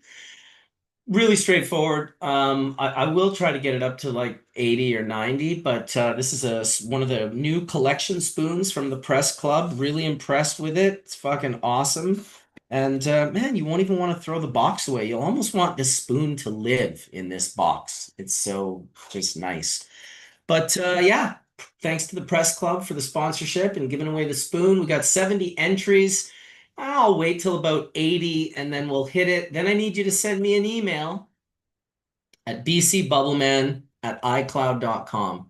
And I will have Bingo Lombardi post that into the chat right after the winner has been announced. So you'll see it in the chat. Send me an email as humanly possible because what I'm going to do is give you something to say in chat under the name that you won, and that confirms to me that you're just not some random person sending me an email. It confirms to me that you are the person in the YouTube chat that won the spoon. The super spoon. Yes. How you enter, Hooligan? You just entered by typing, how do you enter? That's how you enter. How fucking cool is that? We're making this as easy as possible. So just by asking how you enter, you have automatically been entered. So yeah, we'll get your name. We'll connect you to your name with your email address. I'll forward it off to Jeffrey and the good folks at the Press Club, and they'll ship out your spoon for you. Well, they'll reach out to you and make sure that they got the right address and whatnot. But all right, we got 92. Let's hit it. I think that's good enough. Let's choose a winner. Chicken Dinner HR Inc. You've won HR Inc. So bingo, if you want to put that email up there, bcbubbleman@icloud.com. I'm just going to photograph that so I can remember. And then, yeah, sweet. HR Inc. just won. Do you know the first time I did one of these, the guy's name was Ben Inya? And I didn't even catch it, but it was like Bin Inya. I think you might have pointed it out at Tiang. I can't remember. It was pretty funny though. Like, fuck, dude, these you just can't even make this shit up. The ridiculousness and the hilarity when everyone's being their authentic self. Yes, way HR Inc. You won the spoon. And if you don't make hash, maybe this spoon will be an inspiration for you to get into making hash. You can get a little 1-gallon set of bags at bubblebag.com for like $100. And you could be using that spoon to hand mix up some medicine of goodness. So I need you to send me an email, HR, BC Bubbleman. There it is. Bingo Lombardi just put it up. Send me that email so I can give you the sentence of what you need to say in chat. Type in chat, and we'll get that sent out to you. Thanks, Press Club, for making it fun. Sorry, I waited till like 12:30 to give it away. I usually try to do it at like 11 at the halfway point. Spoon. That's right. Word. They are really cool. I gotta say, these collection spoons are cool. In fact, my wife, who does not make hash at all, I got a few of these from the Press Club, and I was like, I always want to share with my wife. So I came out and showed her the box. She's like, what's this? I'm like, it's a spoon. And she looked at it and she picked it up and she was like, this is a nice spoon. I'm like, yeah, like do you want that for like the chilies or like any of the good meals that you make? She's like, yeah, I'd love it. I'm like, okay. So she was just excited to get the spoon for the kitchen, as hash makers have been excited to get them for pulling hash out of the bags. So who doesn't want a big fucking spoon? In fact, I now dub this the big fucking spoon. That'll kill my sponsorships, but no, I love it. This is a really cool spoon, man. Super, super cool. I'm gonna show it off one more time. Just, what I always, whenever I'm making bubble, and I can't even imagine how many times I've forgotten this.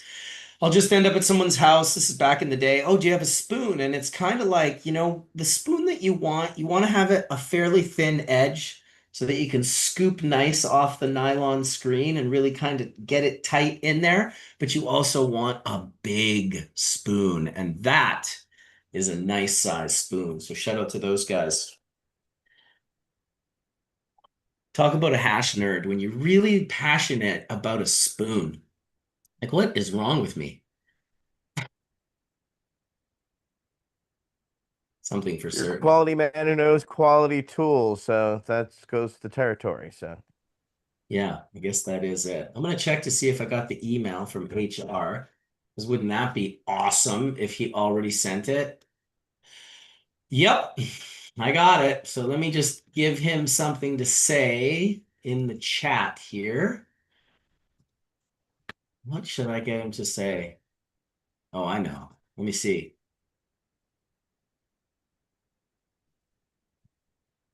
All right. Say that in chat, and we will confirm this is you. It's too bad that I live in a world that I just can't trust that this is obviously the guy who won the spoon, but you never know. And I'd hate to like me drop the ball and then the wrong guy get the spoon and the right guy not get the spoon. So let's see if he writes what I told him to write. Here it comes. Clear domes is Bingo Lombardi's guess. That's what his guess is. Let's see if that's what it is. Dave Chappelle's. No, Full Melt again. Okay, I'm lame. No, it's not that. Let's see where he is. Let's see if he got his email. Technology is wild, how fast we're able to communicate. If you think of how long it took to communicate, if you think of metaphorically the amount of data just traveling from here to here from like 200 years ago and how exponentially, there it is. I love Dr. Mark, HR Inc. That was what he was supposed to say, and that's what he said. And the bottom line is, it's true. I do love Dr. Mark. I appreciate you showing up all the time and being with us and fucking, I could blow smoke up your ass all day long, dude, but we really do appreciate you here in the community. Well, thank you so much. Thank you. It's always a pleasure to join this discussion with my Hashurch brothers. And yeah, I talk about Hashurch all the time, Marcus. When I was down there at CanMed, dropped your name a bunch of times. And yeah, I mean, this is really special what we got going here, right? I mean, you don't just snap your fingers and have 10 years worth of history on the internet, you know? I mean, think about those who've, left us like Sam and Wade recently. Uh, I mean, we got to keep this thing going, and let's be here 10 years from now to talk about 20 years of Hash Church, right, Mark? Dude, I honestly couldn't believe it was that we were in the 11th year. I was kind Yeah. of blown away. And I know I did like 3 years straight and then I took a little bit off and I did some and I took off and I did some. And I'm very happy in the 11th year for us to be consistently gathering every week that we can gather. And that consistency really does, I mean, honestly, it's taken 10 years to cultivate this audience, this core group of 200 to 300 people that like watch every single week Yeah. with us, and the 3 to 5 thousand people that watch within the first 7 days is a really cool. I mean, on the internet, sometimes you can get lost when you see a monkey farting or whatever and it gets 400 million views. You can get lost in those numbers. That's an unfathomable number, obviously, the virility, the viralness of that. But if you think like 7,000 like-minded people, like if we had an event, a Hashurch event, which Right. was just the equivalent of us 1 week of our Hashurch, all those people, 7 to 10,000 people just coming and hanging out and being like, oh, I got turned on to you. The stories and the ripple effect of all of those people into so many different walks of life. It's pretty cool to be a part of.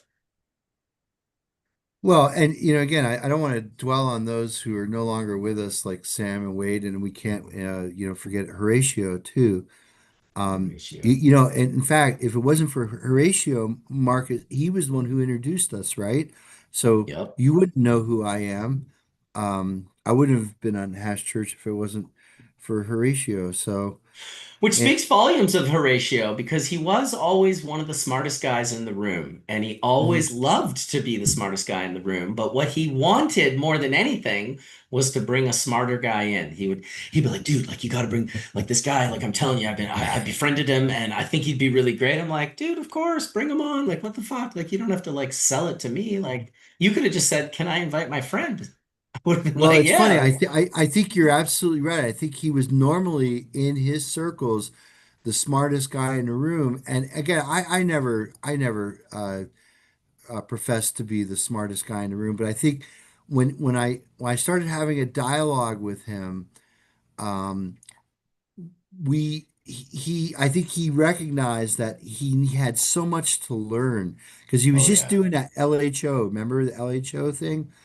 And Yeah. he didn't know much about the chemistry of limonene and terpenes. And through just, talking with him and showing him some of the literature on that, he was really able to evolve his knowledge, right? And to move, his thing forward because of like the stuff that we were talking about. And in general, Horatio is kind of like the rest of the industry. And that's what I sense at CanMed. That's what I sense whenever we gather at conferences, is that the rest of the industry and really the rest of the world is so hungry for knowledge, right? And so hungry for knowledge in this field that has never been kind of like grandstanded has been a great vehicle for science because of it's been demonized and against the law and all the fucking bullshit about prohibition.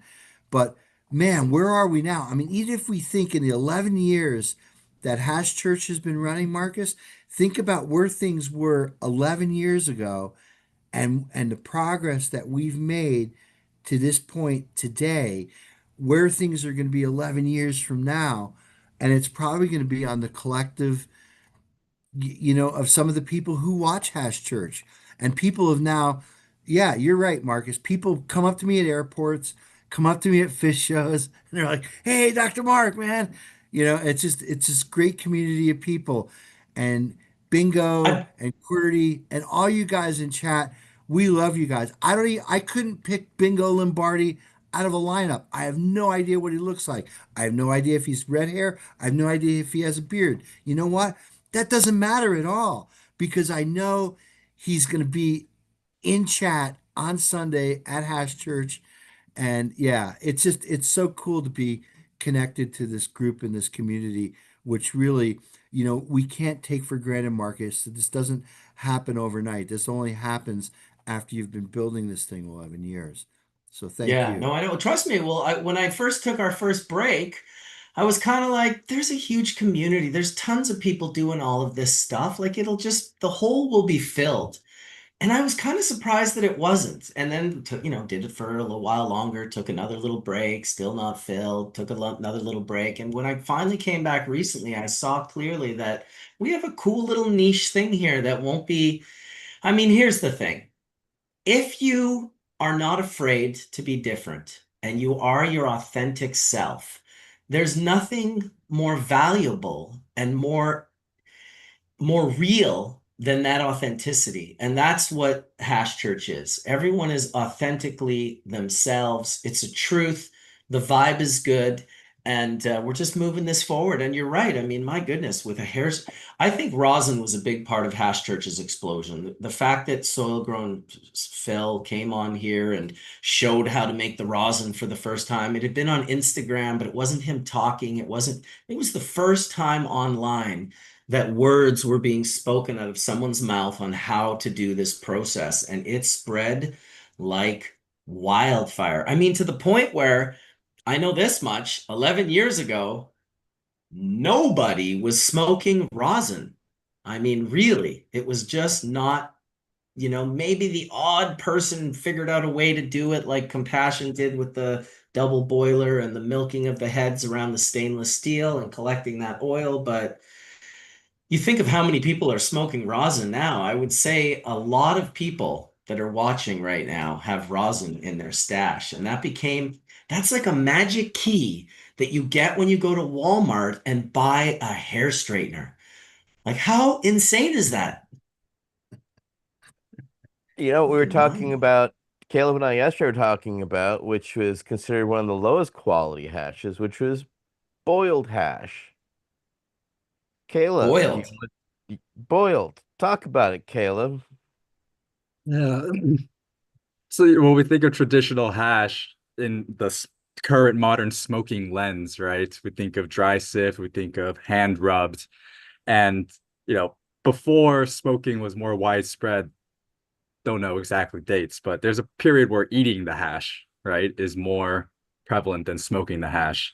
And during that period, there's something called churum, which is I only heard of recently, reading a book by Dr. Shumak, Treasury of Hashish, and it references boiled hash. And so everyone's heard that story of supposedly the best hand rubbed hashish being collected from the bodies of naked virgins running through the fields, right? And so the first reference to that in English, like to the Western world, is from this book from 1848, which was written based off of a Indian materia medica. And like in this book, that reference is the reference, like the best quality hash is the hand rubbed hash. And they also mentioned that the lowest quality hash is boiled hash. And I can definitely see, like, as smoking took off, boiled hash just probably doesn't make the cut for smoking, especially, it's got to be used probably pretty soon after and eaten pretty soon after. But, eaten hash, boiled hash, something to think about. Well, decarboxylates, That right? was sumac, wasn't it? That was Mhm. Yeah, okay. Ooh, that was tasty. Sorry, Etienne, go ahead. No, it's just yeah, wouldn't it be I mean, when you boil it, it would be decarboxylating. So if you're eating it, it's active, you know what I'm saying? So that's, yeah, it was the Exactly. lowest quality. You wouldn't want to smoke it. However, you see its nutritional and its medicinal values have been probably why it was used, because I know it was used also to, as we were talking about getting rid of parasites earlier, it's also used to purge and get rid of some worms and things like that. Yeah. Yep. Even nowadays. Plus the metabolite is so strong. You don't need the highest quality hash if you're eating it, especially if you have a lot, you can eat as much as you want. The quality to me is like, what is that? Is like maybe as a smoke or a vapor quality but if you just you're looking to consume THCA in abundance, eat a bunch of hash. Or make a Or tincture. or make a tincture. The tincture, I love the tincture because the tincture is what allowed us to get our laws changed in Canada. Because when cannabis first became legal in the medical world here, they had it defined as marijuana. That was like marijuana. But they didn't allow extracts. There was a 14-year, potential jail sentence if you did processing. And so Kirk Toussaint from The Great Gardener, he went in front of the judge and he just said, look, the way it's set up right now is my grandma can grow cannabis at her house but the minute she takes that cannabis and takes the buds and puts them in like a little tea bag and soaks them in hot water, now she has broken a federal law and could potentially serve 14 years in prison. And so the judge, who was really smart, he was like, well, I can't change the law. But he's like, what I can do is I can change the definition of marijuana for British Columbia, because it was a provincial case, not a federal case. And so he changed the law, the definition, sorry, of marijuana to be all things marijuana. So if you had a license to have like 4,000 grams of marijuana, you could have 4,000 grams of seed, 4,000 grams of oil, 4,000 grams of hash, basically 4,000 grams of any component of that plant, as that now became the definition. And it was a pretty big deal. That was Owen, who was busted at with Vicks with Ted Smith from the Victoria uh, fame of the guy's been doing God's work for a long time over there. He's a really amazing guy. We should have Ted Smith on one day because he is pretty awesome. But yeah, him and Owen Smith, Ted had a bakery or a whatever a kitchen for doing medicinal edibles. And Owen ran that kitchen, and they were the ones that got busted for Kirk to get in front of that judge to say, look, come on, it doesn't make any sense. And the judge was just like, you're right. That is absolutely ridiculous. It's going to clog up our courts and it's problematic. So he just sealed it off by changing the definition of marijuana. I don't think I've said the word marijuana that many times in the last like 10 years of my life, but I just definitely said it like about 18 just now. And I didn't like the taste that it left in my mouth each time I said it. I don't know why. Maybe it's because I have knowledge of how they use that word against us. That's probably it. And how hard we We have to fought. reclaim it. Right now, Marijuana. right? How we reclaimed Exactly. it, right? That was Mota. the main thing we pushed. We're pushing in the 90s. We're like, no, we got to stop the marijuana and call it cannabis. It's kind of L. And they're like, ha, ha, ha, ha, marijuana, fuck you. And now, it's called cannabis use disorder, not marijuana use disorder. You know what I'm saying? It's now the cannabis control office, not the marijuana control office. So yeah, every time I hear that, I do feel a little bit of a victory, because that started from a significant choice by a lot of grassroots activists to force that change by in the media, right? Every time you spoke in the media, it was to correct the media, right? And they did. They corrected it to the point where they then went at the legislator, the whoever, and then they started using cannabis. So, we're part of the reason why it's back in the vernacular, because it's scientifically correct, which we always felt it should. But I agree. We're also reclaiming the racism that is inherent around cannabis and that cannabis is made. Because remember, we're in the hundredth year of dealing with marijuana prohibition, and it started due to Egypt and South Africa. So, which is odd because of the long history that, of course, we have, or cannabis and hashish has had in Egypt. However, it's still happening at the world level. So, even that in the treaties, we're getting cannabis there. It's huge, and nomenclature matters, correct, Dr. Sheldon? Especially in having a communication that's consistent across the board. By doing that, we've taken away that marijuana myth and reinstituted that cannabis professionalism that it's always deserved. And science has brought our anecdotals, right, into present day. And I can't thank science enough, but, thank you, scientists. You're welcome. Yes, you're absolutely right. Nomenclature does matter, and it's one of the reasons why I'm a stickler online when I see people using wrong terms of art and wrong terms of, our vernacular to basically describe cannabis. People have often, again, misconstrued ideas that then, if you're an influencer or somebody has a lot of followers and you say something that's wrong or incorrect, and now those followers repeat that and it gets repeated and repeated.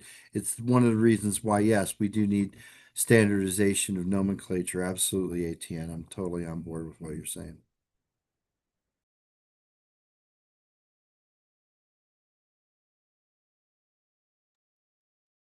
Well, maybe one last dab before we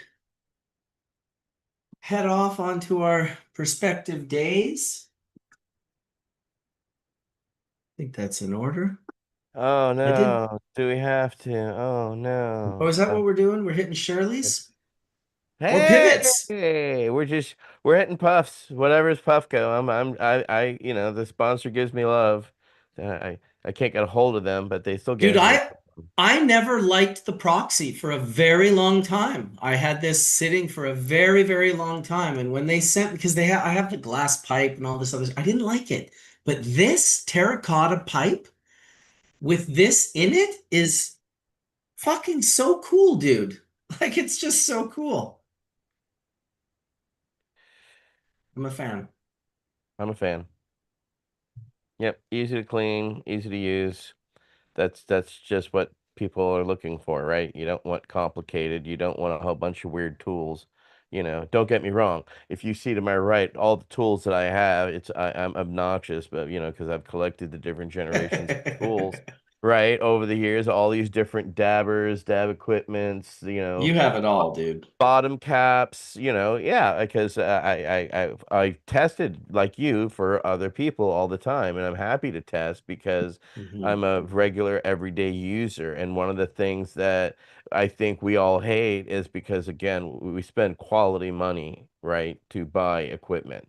And if you're gonna spend it, it should work. And you know, it's been a hit and miss, right? From the, you know, remember the OG male nails, you know, and that it was just glowies. Then we figured out timers. Then we figured out, oh, that became female. Now there was, you know, Dude, are then we not smart? Why does it take us 20 years to figure shit out?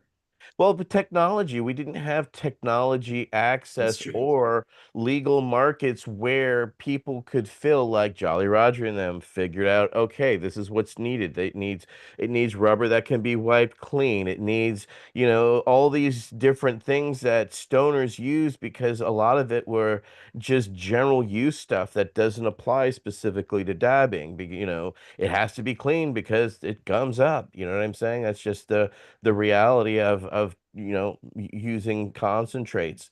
And again, how we've gone from nails to e-nails, then to, you know, induction and, you know, all these different apparatus. But yeah, in the past, we've seen innovations in the last 5 to 10 years, specifically because of technology and the legality and markets now looking for, again, right? We created and helped pushed out resin. Well, there needed to be ways to use that resin. Prior to using BHO, people would just soak buds in it or just drop it directly on charcoal. Okay, we used to buy this charcoal with gunpowder in it and light it and let it burn till it was white. Remember that? Classic.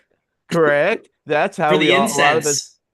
correct. Yeah, you know, or you know, and so that was how again we've evolved and how quickly. I mean, we've literally gone from the caveman in my lifetime where we were scraping off of coals to where literally, you know, and then hot knifing it, right? You know, oops, why is my tips of my knives have these funny colors, rainbow colors? Oh, you know, and then now here we are sitting here with little electronic gadgets that can get us high, you know, anywhere, everywhere, and concentrates in air in containers as well as refrigeration to the point where absolutely we have access to some of the best, most quality products and the intakes as humanly possible. But somebody right now is in their basement making something better. You know, we were like, what? Somebody using hair straighteners? That's impossible. How are we going to use hair straighteners to get fucking high? And then we came Right? on, and then we all got together in Barcelona. And we are like, holy shit, this works. And then people figured out what? They figured out big squishers, and they figured out better squishers, and they figured out better temperatures and better paper and better ways to, you know. So remember, it used to taste kind of like almost burnt. Now you get that terpene expression, right? People are pushing that innovation, right? Yep. I will Keep add to doing it. that that there are also people in their basements, if you're not that person in your basement currently making some unique, better thing. There are a lot of people in basements like puffing out of Coke cans right now and puffing out of like carrot pipes and apple pipes. And we all started somewhere, you know, maybe you made a little bong with a couple of pieces of bolts and nuts and a mason jar and some tubing. It's all just a fun little journey that we take in the how to get stoned in different ways with cannabis. What a long, strange trip it's been. I want to thank everyone for coming out today. I want to thank our sponsors, the Press Club, for hooking up that big ass spoon or big fucking spoon, whatever I called that. And to HR Inc., I'll send you that email. We'll get you hooked up with them direct so you can pass them your address so they can get that to you.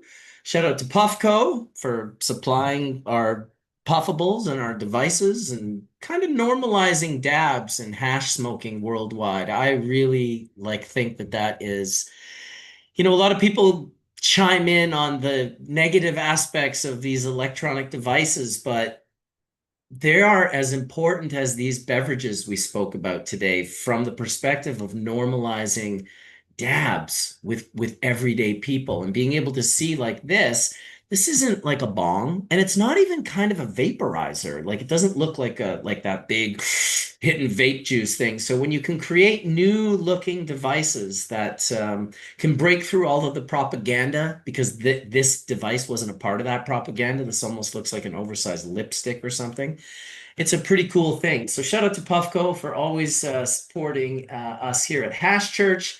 Thank you to Bingo Lombardi and all the good folks and moderators that are in the room holding it down. Thank you to all the people who spent their Sunday morning and afternoon watching with us today. We love and appreciate you, of course. And next week, fingers crossed, we are going to do this aromatic volatile compound show. We'll see how it goes. We'll see you next week, everybody. May the full melt bless your bowl sooner than later. Let's make it sooner. Peace out, everybody.